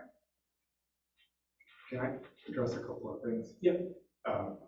So I think it's important for all the parents to understand a little context on this conversation as it relates to the board and our involvement. So in like mid to late September, Ron asked each of us to set aside some time and come in to talk about this, where he walked us around this school and showed us and kind of laid out, hey, this is a discussion point I would like to bring up at one of the next board meetings. So the first indication of this move that we had was kind of that mid to late September range. And so the first time we actually talked about it as a board was 1 month ago. And so I bring that up because I think we heard like, hey, what's the long-term plan? I think we're just starting this conversation, and clearly we do need a long-term plan. Clearly, we have to explore all options. I think in our last meeting, was it the board meeting or was it the one where we said, hey, what about mobile classrooms? We haven't talked about that and the cost of that, before we start talking. So as this conversation over the last month, there's been a lot of questions that have come up. I think I've emailed maybe 15 questions, most of which have been answered, some of which aren't answered yet. The deadline of January, and I'm not throwing Ron under the bus, I've talked to him about this already. That's Ron's recommendation for making a decision on 4th grade. Really, that is around open enrollment, making a decision around open enrollment, not necessarily, so that was we don't have to, if the board as a majority decides, we don't have to make a decision in January. We just, so that everybody understands that was Ron's, and that was his recommendation to address, and there was a number of reasons why. So I think that's important. I think one of the other pieces of information that I asked whether Ron got us right before this meeting, so I haven't had any time to look at it though, was around class sizes. Historically, when we were in this over 1,000 student perspective, and just to piggyback on the intermediate conversation, just looking quickly at this school at one point was over 400 kids, maybe 450-ish, I think was the max, and I'm just doing quick math here. That doesn't include the 4th grade. Doesn't include the 4th. I was just thinking about fifth through, because that would have been this wing. Around 4th. Because 4th would have been here, and 5th through 8th would have been over there. So that section, just again, looking at historical information, was like over 400 at some point in that side of the building. And so, again, context around some of these things. I'm not discounting that it's busy. I've been in the primary school. The primary school is busy. I'm sure this is as well, because these classrooms or these hallways are narrower. In his presentation on the 28th of October, I think the first slide, referendum off the table. I believe, I'm going to put words in your mouth, that's in the context of right now. We can, as a board and as a community, explore that and go down it. What I think what Ron was saying in his presentation, if that was maybe misinterpreted, is like, it's off the table for discussion now because time, right? It takes time to, get plans and budgets and paperwork and everything, but that's all things that we can look at from a long-term perspective if that's what the community wants us to do. So some of these things I felt like we'd be level setting on what things are. And so I felt that was important. We do need a long-term plan. And I do feel it is valuable to look backwards as well, because we did at one point have a big wave, and that wave came down.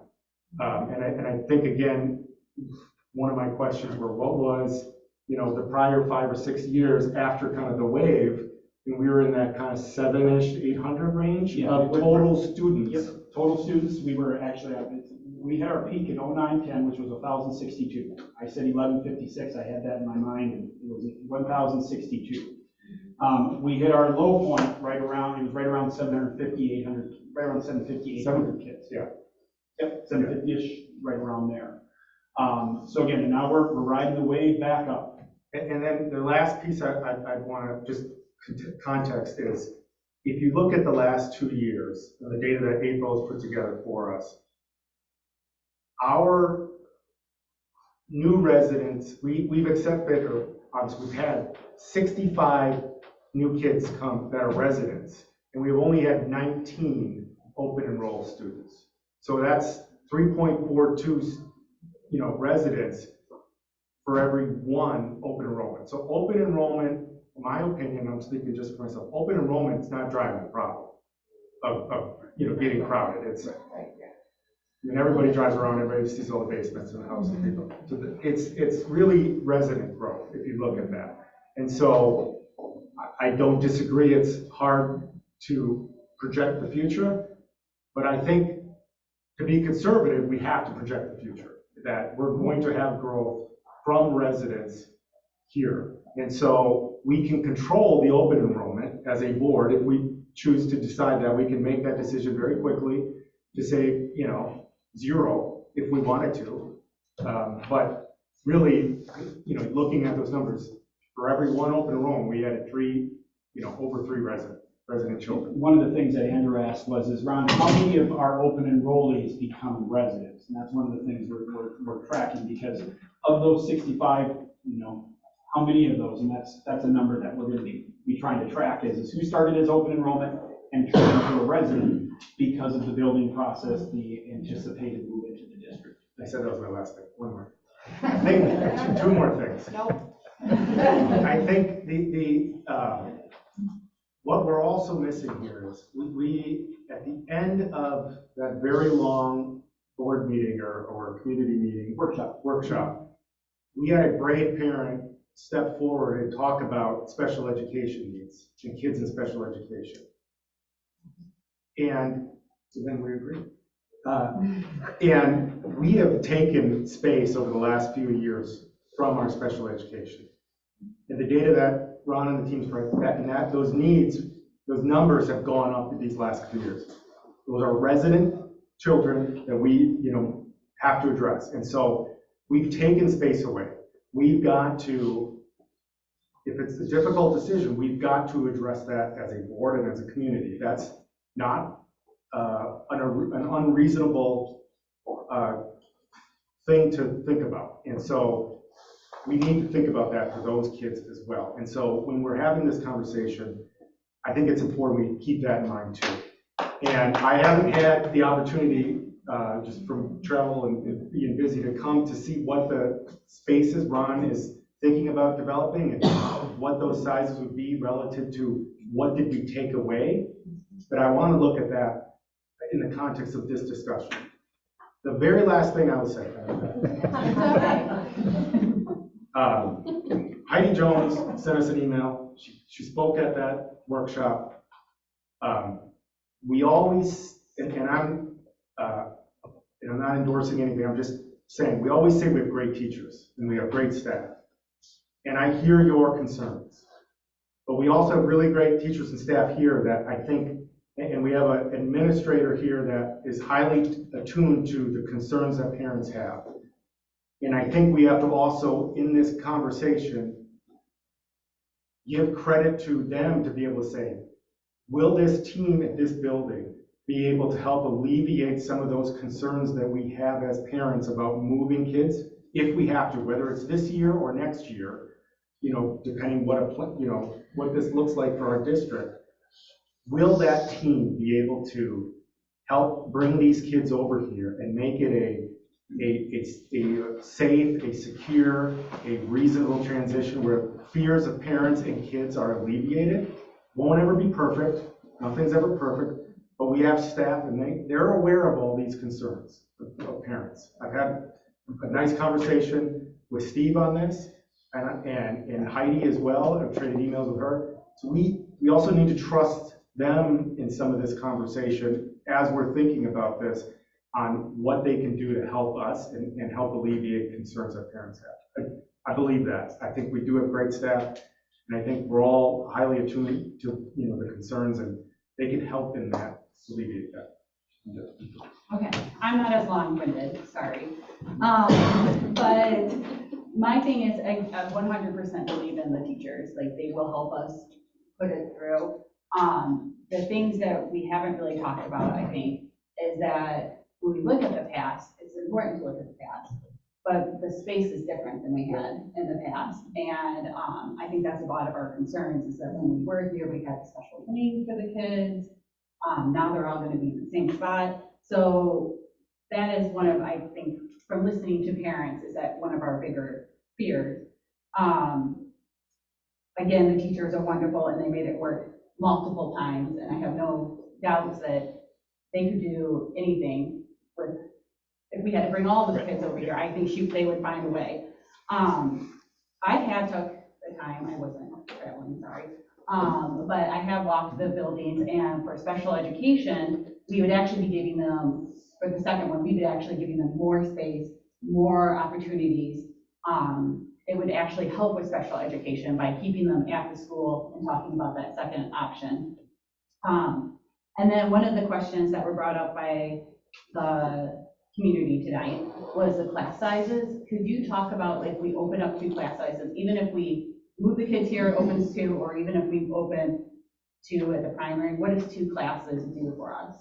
Well, 2 classes allows us to, for some more general education, or special education classroom, and then as of right now, again, not knowing what kind of, and it's very difficult to predict that enrollment blip, but it does allow us to, the conversation about 2nd grade, for instance, moving to 3rd grade. It would free up a classroom if the district decided to move into a 5th section, given additional enrollment into that grade to be able to say, oh, we have a classroom, here we go.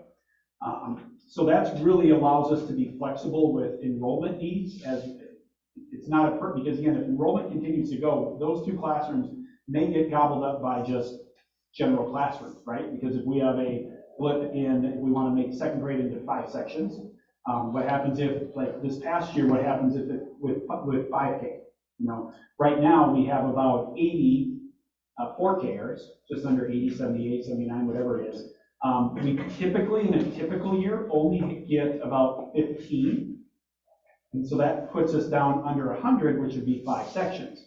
This past year was an anomaly. Again, in my 12 years here, I've never seen getting 25 new 5Kers. Again, how much of that was the COVID effect, where they didn't, because our 4K numbers were, a little bit down, or they're about the same. But again, so it frees us up to have the opportunity to expand if we needed to add another classroom, just using the example of 2nd grade. For instance, moving to 3rd grade allow us to move, hey, we're going to have 5 sections, if that's the case. And it allows us to kind of plan for, some of that cross-categorical special education, which is one of those areas that has been taken away, because right now cross-categorical is sharing spaces, some tight spaces. We have one who's sharing in the EC area. So again, it just frees up us to allow for, expansion based on enrollment, but also right now we would probably plan on having a special education room, but that would be just like it's been in the past. If all of a sudden we need another classroom, we may have to be some creativeness and again begin to share spaces, or again to keep creative. And I do agree, and thank you, Andrew and Lindsay, for highlighting our staff. Our staff is going to do whatever, whatever the decision is, they're going to make work, certainly. And they're going to be great about it. They're here for the right reasons. So if we open up 2 classrooms, either way, by moving things around or bringing them here, does that give us enough time to look into adding a wing to intermediate? So we have, or adding a wing to primary, so that's a referendum, right? If we do a wing. Correct. If we're going to start to dig a hole, you're talking about a referendum. Okay, question. so by doing this kind of quick fix, no matter which way we pick, we still have time. It'll give us a year or 2 so we can try to pass a referendum, so we can, is that what we're looking at? Correct, yeah, you would be looking at a question more than, again, typically questions for referendums happen in either April or November. They keep them around election times. Instead of having a special election in May or in December, whatever. So you're looking about that. So you'd have to backtrack. So April obviously is out of the question for right now. I'd have to kind of dig in a little bit more and kind of talk to some contractors and some architects to say, hey, if we were to go to, in November, let's just fictitiously, November, a year from now, go for a referendum question, can we pull it off? We don't have to go to referendum. We can borrow up to $1 million, right? Without authorization. And we do have enough fund balance where we could have another $1 million there. We could do it without a referendum if we wanted to fast track. If you wanted to fast track, again, I don't know how much digging a hole, adding 4 classrooms is going to cost. I just know that our art room costs us a whole bunch more money than I thought it would, just because of The only other question I would have if we did that would be for April, as far as just general cash flow. So having that cash available right now allows us to not need like a line of credit for. Right, but short-term borrowing is not an end all. Yeah, right, no, I'm not, I know that, yeah, but I'm just, from the context of the dynamic of in which we operate changes a little bit, and so We just want to make sure that that's on the discussion as well. I just don't want to have this be an anomaly, and all of a sudden we're full board something, and the next year we have declining enrollment. Right, and that's where I would, again, the finance, I just would, again, that's really where not having a crystal ball, knowing that we have come down, not sure about what the real estate market is gonna be doing with the interest rates higher, and again, we've got a lot of opportunities even yet to build in our district that they haven't even started dating yet. And there's so many unknowns, but we do have the ability to fast track if we had to. So we're very fortunate we're in that financial position. Correct, again, I don't know what digging and adding the wing is gonna be. We do know that portable classrooms are $106,000 just to kind of put them here. They have to go on blacktop, and that doesn't count the hookup to power or anything else like that too. And it's purely a lease. It's a lease. It's a lease, so there's no value to it. And that would be 2 classrooms with a bathroom. The classrooms are approximately 750 square feet. Which is quite a bit smaller than our. It's quite a bit smaller than our. And we're taking away parking spaces, which. Or blacktop, or not, yeah, but again, that was one of the things that we talked about. So, another option, if you don't move it, and you keep 4th grade at the primary school, and there's continue to grow, you have to adjust class sizes. Right. Because even if you build all that special ed space, then you would still need to adjust class sizes. We may have to, again, we may have to. If the growth continues. If the growth continues, correct. Without moving it. Without moving it, you have to sit within your class, within your footprint, correct, yes. And some classrooms would be, and some class sizes are a little different. 2nd grade is one of those. We have to make a difficult decision, and ultimately there's the other pieces, the budget, and things like that. But again, from a space standpoint, we had nowhere to put an additional 2nd grade classroom. We made that determination that 5K was, we were gonna invest that time in 5K. There was a point in our history where we were going to referendum every 4 years. We had figured 2.1 children for every household. That's not, you can't use those numbers anymore, because we have totally different population demographics are completely different. I'm just afraid of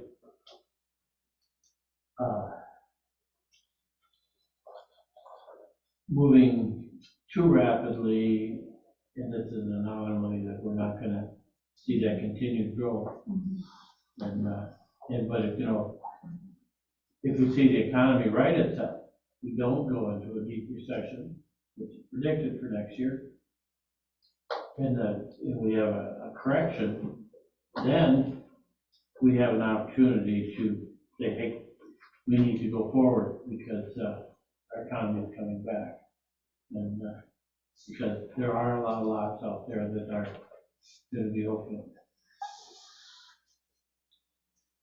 I like the suggestion of the analysis, like we had one done here for intermediate. I think before you do anything, you have one done here at primary and see what they come up with, how creative can they be? 2 classrooms, how do we get a dedicated special education area? And see what they come up with. You mean like a wing?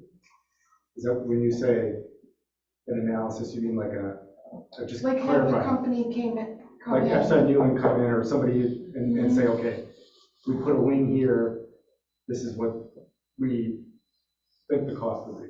Is that what you mean? Not even build a wing, working within the walls that we have here currently. Where do we have wasted space at primary that could go? I don't think we have it. Well, they just said you can Oh, close off. Right, I think once you do that, Once you do that, you're out of space. Then your options are making your classrooms smaller. Really is kind of looking at, instead of having.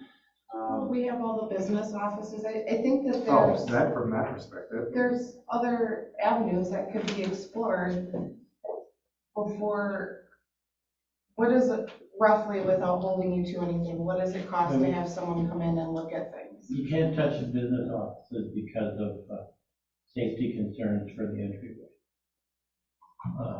The primary office can't cover that? Primary office. You would have to reconfigure, the primary offices would be where the district offices are, then you would use the internal rooms, that area to be classrooms, because the front office area needs to stay for that visitor, so you're looking at the analysis about what can happen specifically within the confines of the current office, the staff lounge, principal's office, special ed curriculum, nurse's office, and things like that.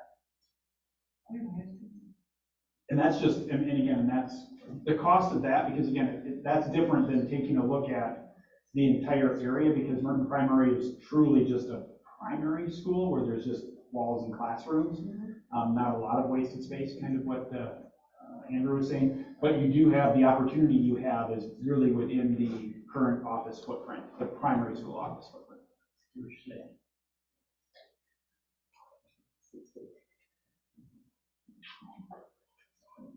And to have someone come in and do that, what roughly? It wouldn't be, again, if it's just that area, I don't think it would be too crazy.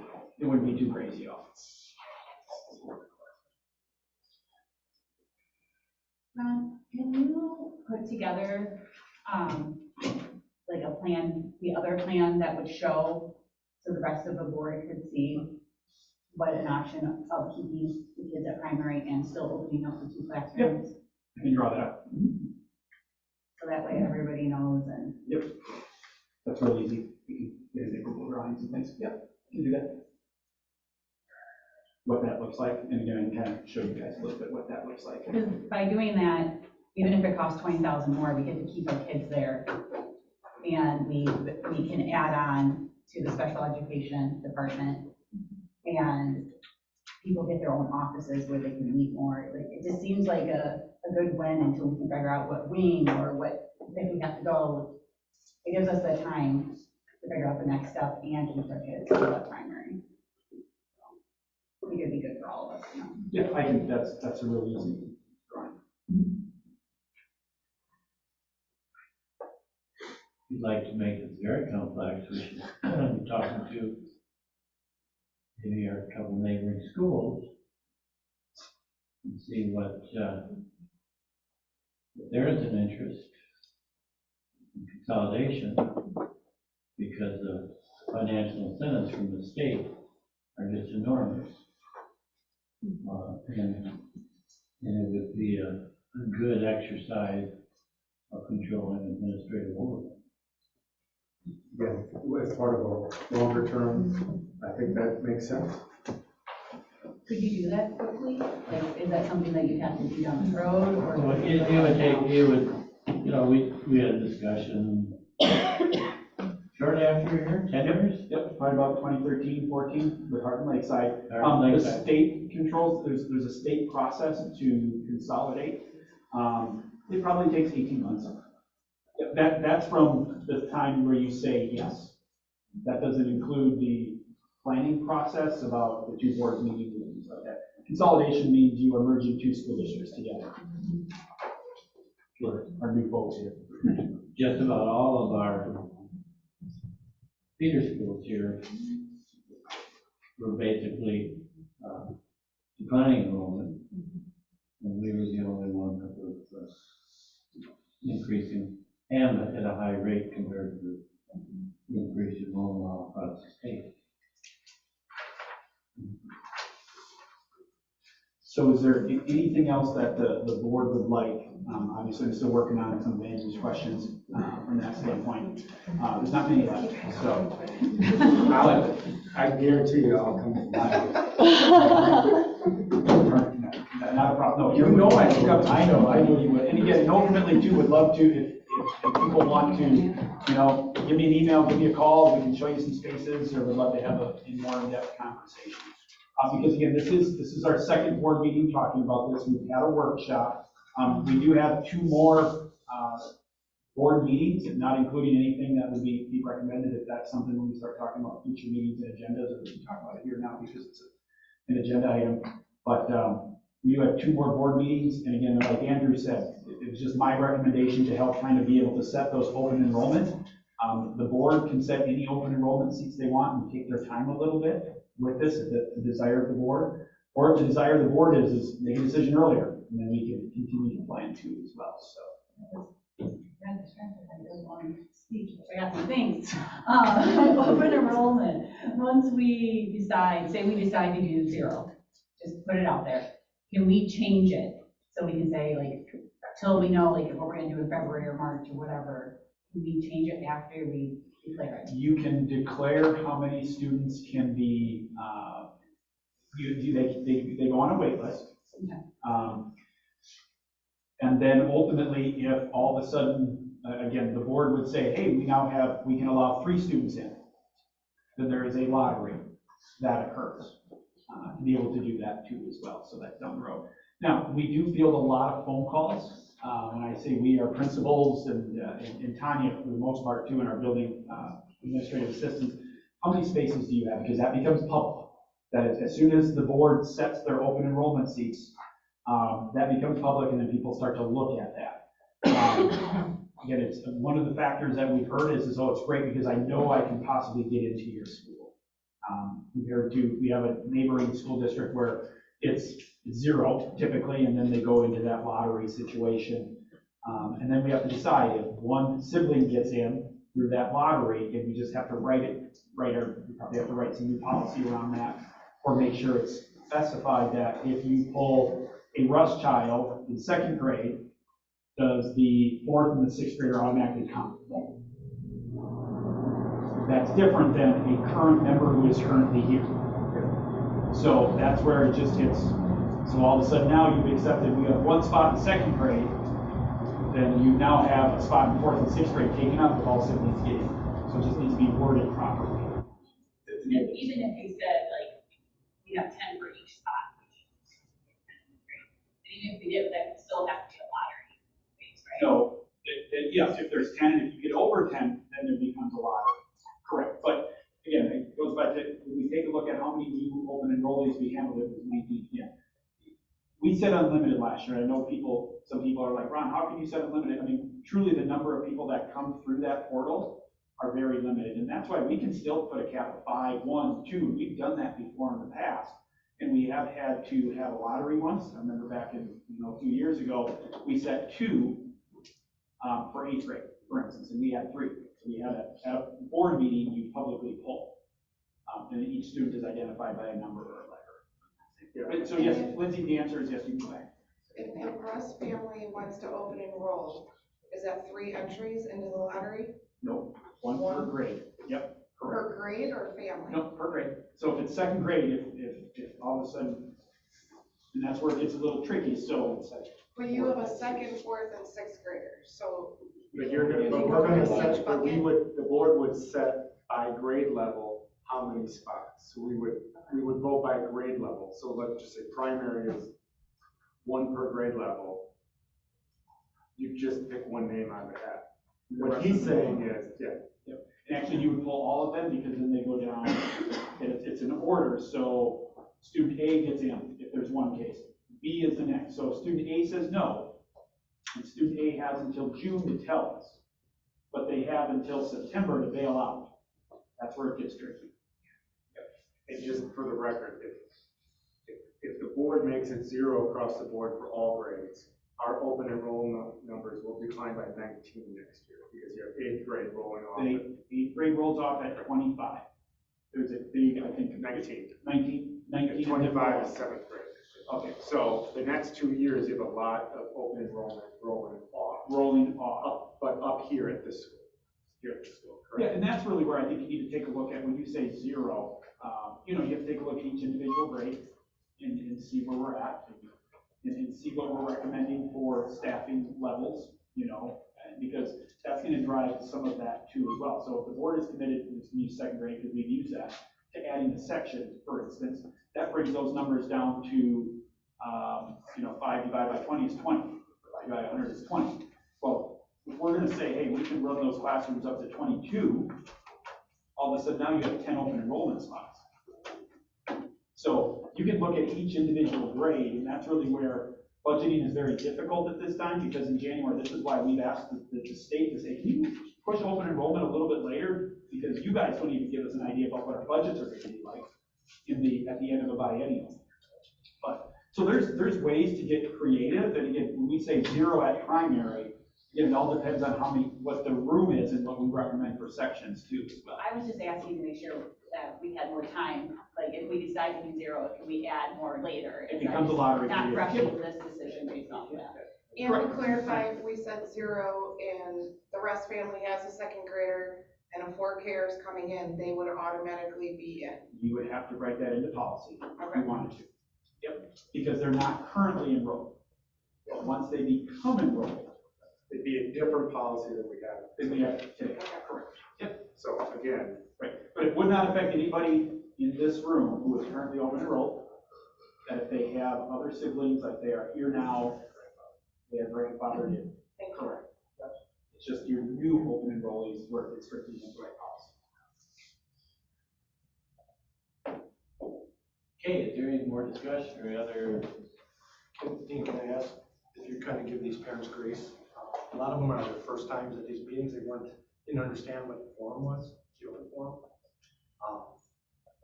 Can we have them ask Ron if there's like anything that hasn't been covered? Not a dialogue, just any questions. I mean, a lot of them have babysitters that are hard to get. Is there any specific Just question? not dialogue, We don't- just like a we're not- basic question we're not asked. dialogue, yes. What are your projected numbers for incoming 4K for next year? We will have our 4K roundup coming up in the end of January. Correct, Becca? I think it's in January. Right, so we typically go to the end of January, beginning of February as well. We anticipate right now approximately 80 is what we've been seeing projected, but again, those are numbers that can continue to fluctuate. Anything more than 4 sections is we get into a space issue too as well. Just a question. Second question. What are your numbers currently in primary and intermediate for special ed? If you want to get that, I've got right here. 30 at primary, 20 at intermediate for a total of 50. Last year, just for context, 21, 17, 38 total. So significant increase over prior year. And that information is in the board packet too as well. Question. Yeah, have you thought about possibly doing a classroom in the library, making the library a little bit smaller? We do have some space there too as well. It's not conducive for great, because it's an interior building. And when we take a look at the space utilization, we utilize that for adult space sometimes. But yet, yes, that is a consideration. We have housed interventions out of there too, some kids who kind of come and go. We use that space for kind of some staff things during the day too. So it is an area that's certainly in the mix for conversation pieces, certainly is. Okay, so I hand over. One question here.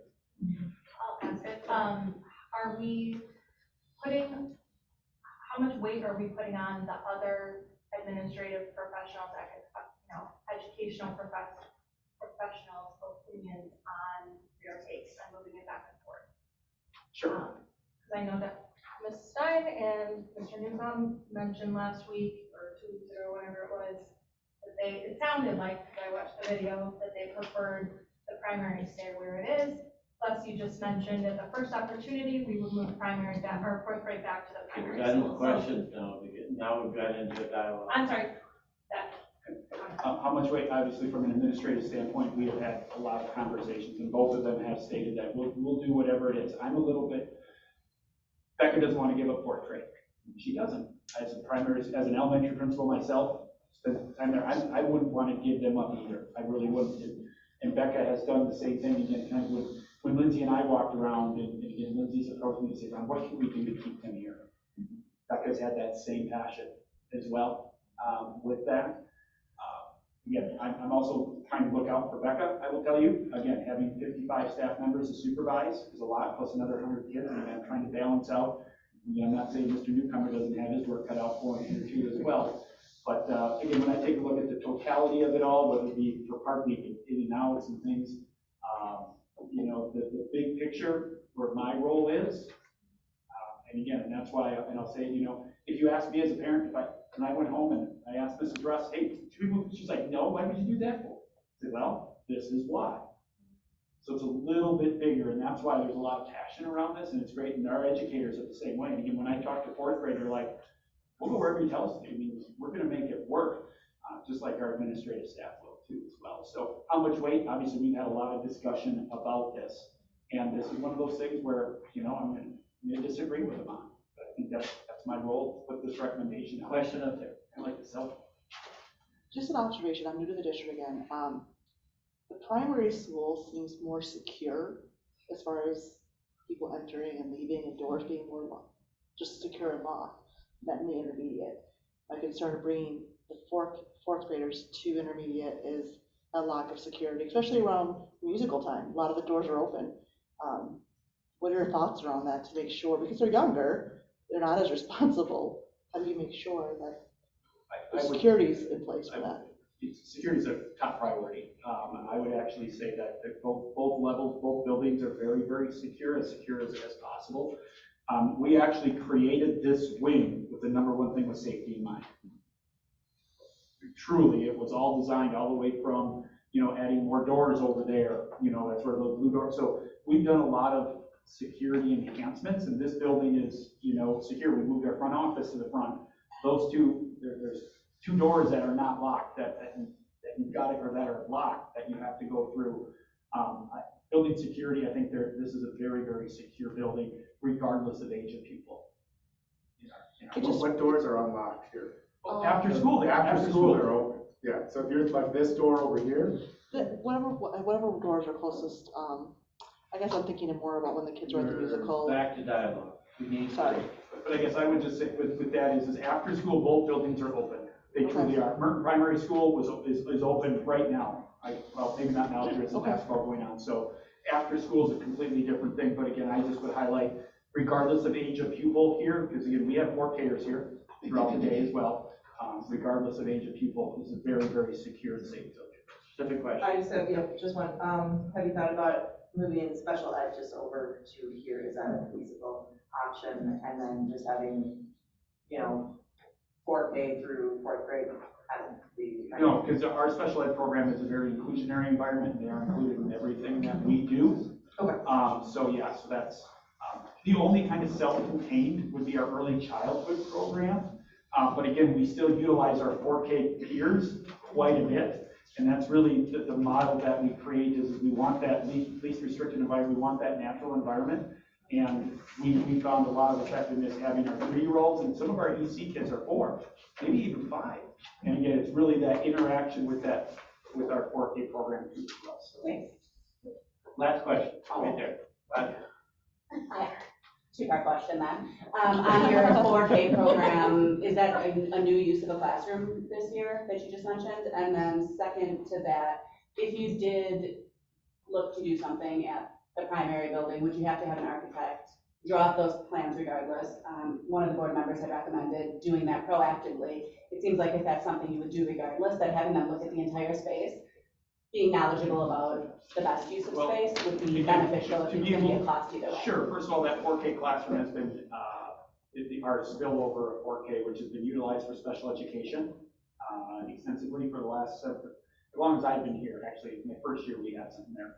But no, that's just kind of spillover. It's a utilized space by our special ed early childhood sensory program from that standpoint too as well. If we were to bring somebody in to kind of take a look at the office footprint, they just would give us some concept drawings. And that's all we have here. We don't have detailed architecture about MEP or any of those types of things, structural loads and stuff. That's a whole nother, because basically you say, you like this concept, this is something that can happen. Then it kicks into a completely different phase of that process too as well. So, again, they just would give you conceptual to say, hey, if you want to do this, you can do that here. You're more than discussion. Okay. The one thing I really liked about the plan about moving the classroom where right now special education's in the overflow of 4K, like if built a room just dedicated to it. We can really specialize it with Lori Larson's great expertise. I'm sure she knows exactly what we need, and we can really have a room that's not just a spillover room, it's a room that's dedicated to special education. Right, if we would invest in that, that would be the early childhood program, there would be an investment. Again, we'd have to take a look at the footprint. Lori's team has given us feedback already, because when you ask them, hey, if you had space, what would you give me? There's never short of things that they're gonna ask for. So Lori, Becca's got experience with this, Maria, again, our collective whole, we have our outstanding EC program, you know, with Suzanne Fuller. She's, you know, very experienced, and we've got a lot of passion around that area, certainly. But if we do that, that would be the dedicated EC space. Right, we're gonna keep moving. We're on to item 2, the calendar. We're on 2? Okay. All right, so, again, we did present the, 2 hours and 5 minutes worth of meeting. We're not very productive when we get longer. The draft agenda, or the draft calendar, again, has been presented to the student achievement, again, kind of very similar to what Maria was saying before. Again, it is driven around professional development needs, student needs, very similar to a year ago. We did match things up with Arrowhead for families that do as much as possible. Arrowhead has some different minute requirements, that's why Arrowhead sometimes goes to school and we don't do as well. So again, this is the first draft. It's good. Again, I've been getting requests for this since August. It's a big hot button that parents want to know for vacations and things like that. Spring breaks do line up with Arrowhead as well. So, this is the first draft. Again, if there's any feedback now, or if we do have any feedback, we have taken this to our building leadership teams. Steve and Becca have presented it. They did give some feedback, and that feedback has been incorporated into this calendar that is presented today. Okay, if there's no other items on that, we can get a hold of Ron during the month here. Okay, administrative contract policy, I think, Ron, you just explain the differences from before to what it is now. Sure. Before, again, kind of like highlighted before state statutes guide all of this. And before this policy, administrative contracts would have, again, if they were administrators, just like teachers, if they were not given notice by January 31st that their contract was going to be non-renewed, it automatically was renewed and or rolled over. So now this policy reads that the district administrator gives a recommendation, his or her recommendation to the school board about the administrative contracts that are up. To the board and say, this is my recommendation. And then in January, either they would be approved formally, they get approved, or you would go through the state design process of the non-renewal process too as well. So basically the change in the past, we renewed administrative contracts in May, typically, when we have salary determined. This policy makes the board approve them in January ahead of time. So that's a really big difference. Is this the continuation of the discussion we had of active versus Yes, passive? active versus passive. So this is also then solidifying that conversation for the change that was voted in October to this. Yep, the direction that was given that motion, this is what's reflected in that, correct. This was created by Bob Butler underneath that directive. So just a tiny question, but we are labeling this 222. We have no policies in our policy deck right now in the hundreds. Can we do that? Are we, I know we're in the process of changing over the 1,000, 2,000, and 3,000. Does this need to match those until we actually formally approve and change those? Not necessarily, if I understand your question properly. It's a numbering thing. A numbering thing, we're fine. Nope, we can go to 222 if you wanted to go.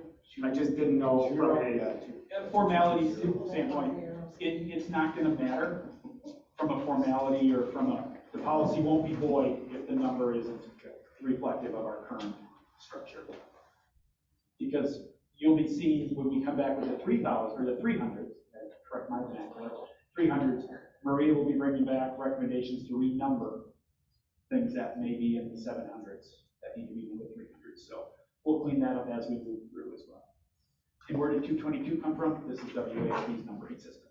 So just from a standpoint of the change from May to now kind of moving it to January, we would then touch this again in potentially down the road from a salary perspective? Correct. You would just then set, because the contract will say not to, you can't lower the salary on the last contract without non-renewing it. So it will be, the salary will be no lower than this.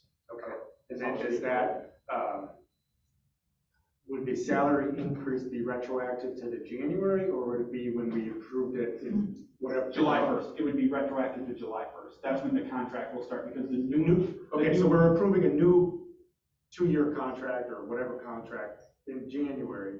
If we, in May, got together and said, these are the salary increases, that salary increase would take effect July 1st. July 1st, correct. Yep. The contracts that would be approved are for July 1 through whatever the end of the contract period. And it can't exceed 2 years. Okay, that was the first draft. Okay, recording of board committee meetings is an action item forward. Just, again, it's been conversation. Again, we do have the recordings of our student achievement committee. Again, it's been brought up, why do we do that, not others? And I would agree with that. So this action just basically, we would develop, then it would be put into policy as well. Again, I would add that into our new policy that is being worked on, or that is finished, but I would add this tweak into it. Basically, again, just recommending, we're recommending the board make a motion to approve the recording of all board committees to then be published on the district's website. They would not be live, they would be recorded and then placed on the district website. Again, that would be my recommendation for all committees. So moved. Okay, motion second. I've had a discussion with Ron. Giving an example is our personnel negotiation.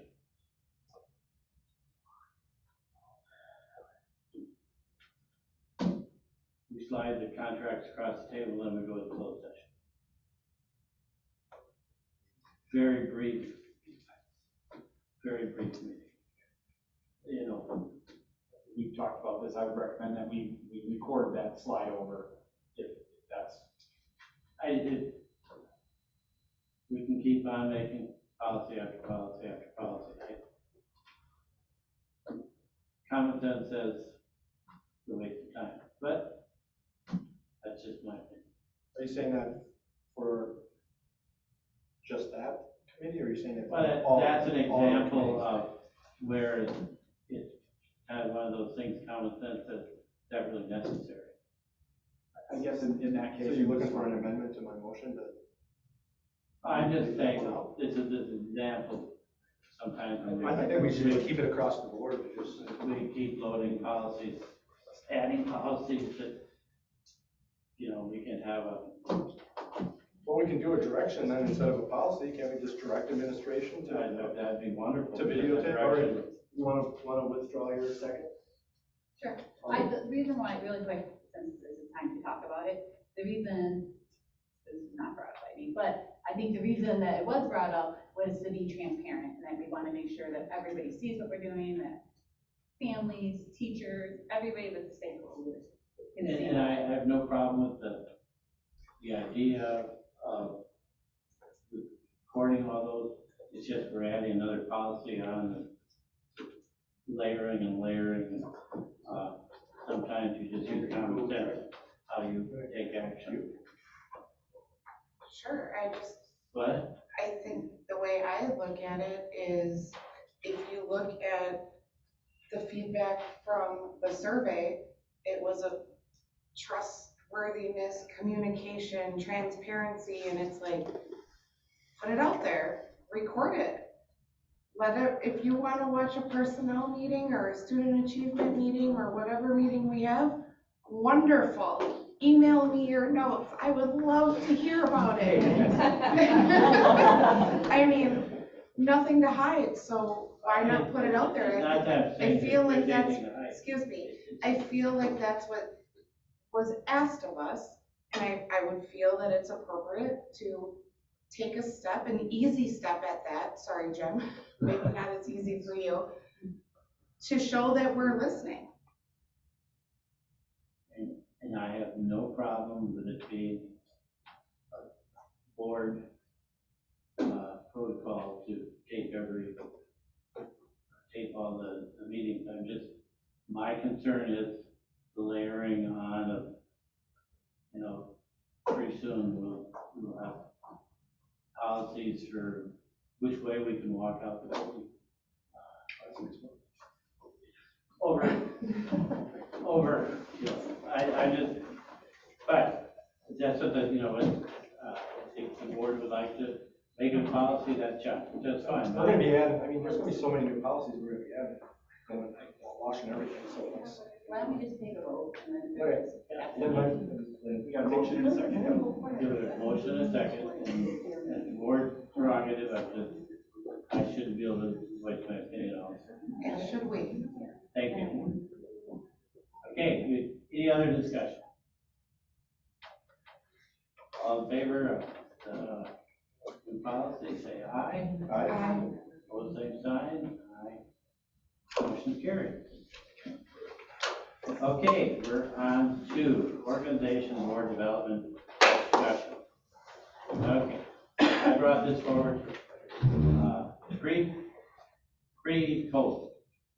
We were using living as a leader for personal growth for our administrative staff.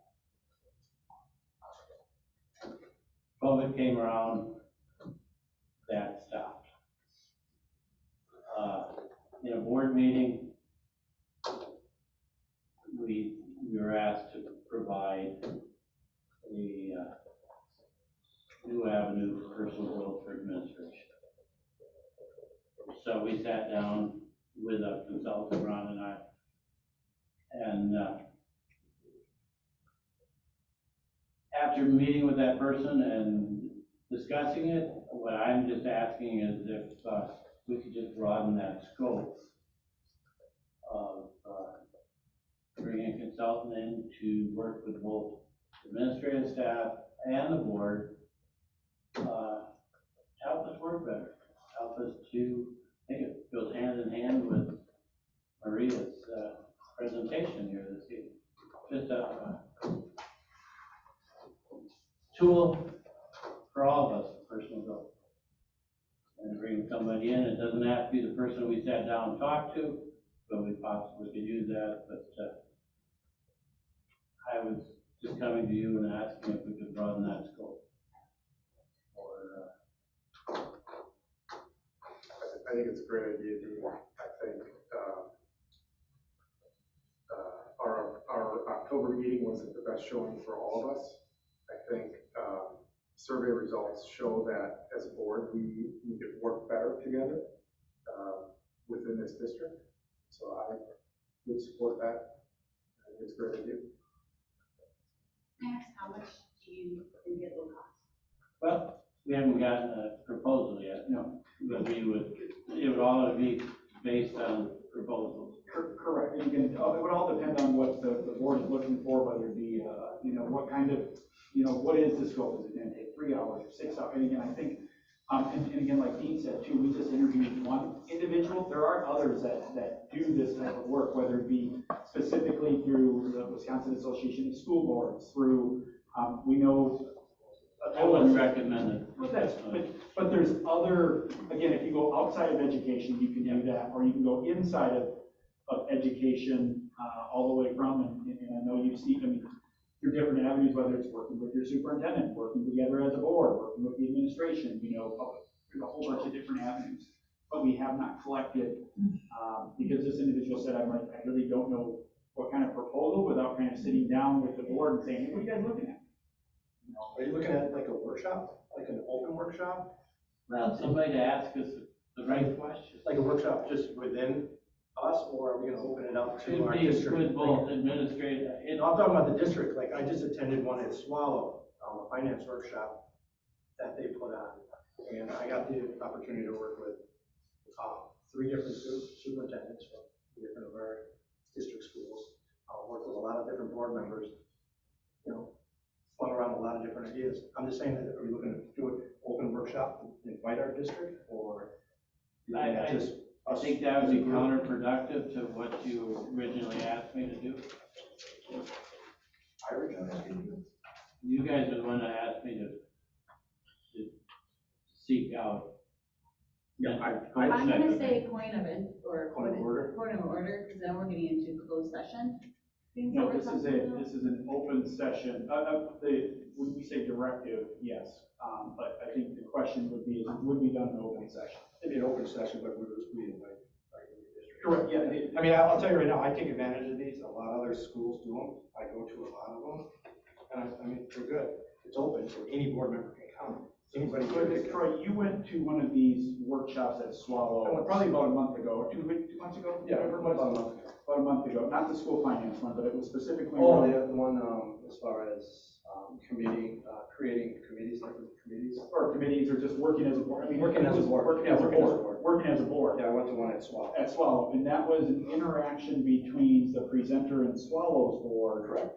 Not the people who were in the audience. No. No. Correct, it was an open meeting and you went to it. I observed, yeah, but I took a lot out of it, so. That's what I would like to see, like, someone come in, work with us, talk to us about roles and responsibilities, talk about goal setting, talk about, high level, aspirational things that a board should be thinking about and looking about. And so that's what I would like to see, where it's more for us, not everybody can come from everywhere. I think it should be focused on us inward. But it has to be an open session. But that's fine, that's fine. But I'm just saying, You don't want to invite everybody, you want to. no, what I'm saying is, Discussion between us and the presenter. correct, Like we're doing now. Correct. We would set the structure up that it would be an official board meeting, not a workshop, it would be a board meeting for board development specifically, and again, anybody can come. But the consultant or the individual would be working specifically with the board to what I can do better. So we first have to figure out what our top 3 priorities are that. yeah, I think we should email Ian or Ron, whoever, what we think we should cover in the meeting. And then I would think that they could take that and create a list and, narrow it down and then seek some bids from folks to see what it would cost and how long it would take and.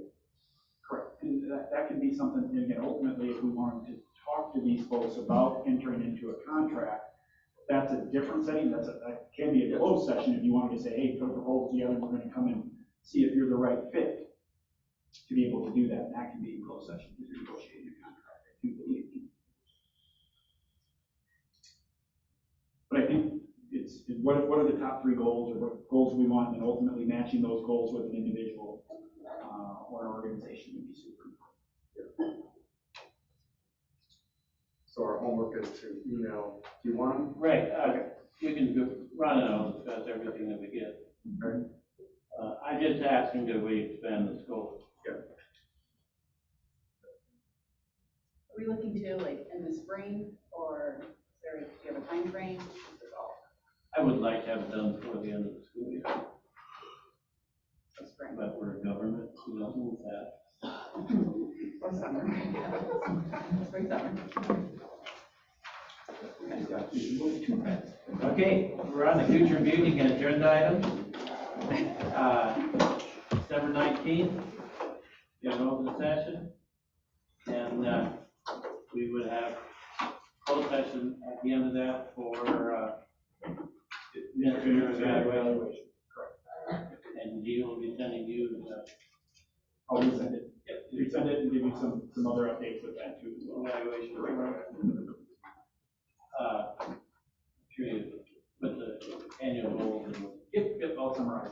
And you're gonna do your write-up as well? Yep, that'll be the summary of the goal and the write-up, and then along with the evaluation. So everybody, anything else on the December 19th?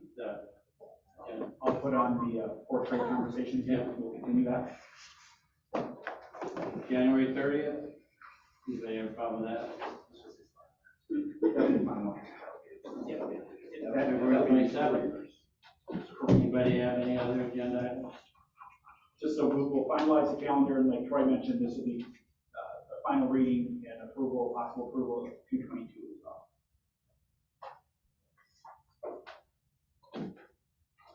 Okay, if there's no other, Motion to adjourn the meeting. Second. the motion second, all in favor, say aye. Aye.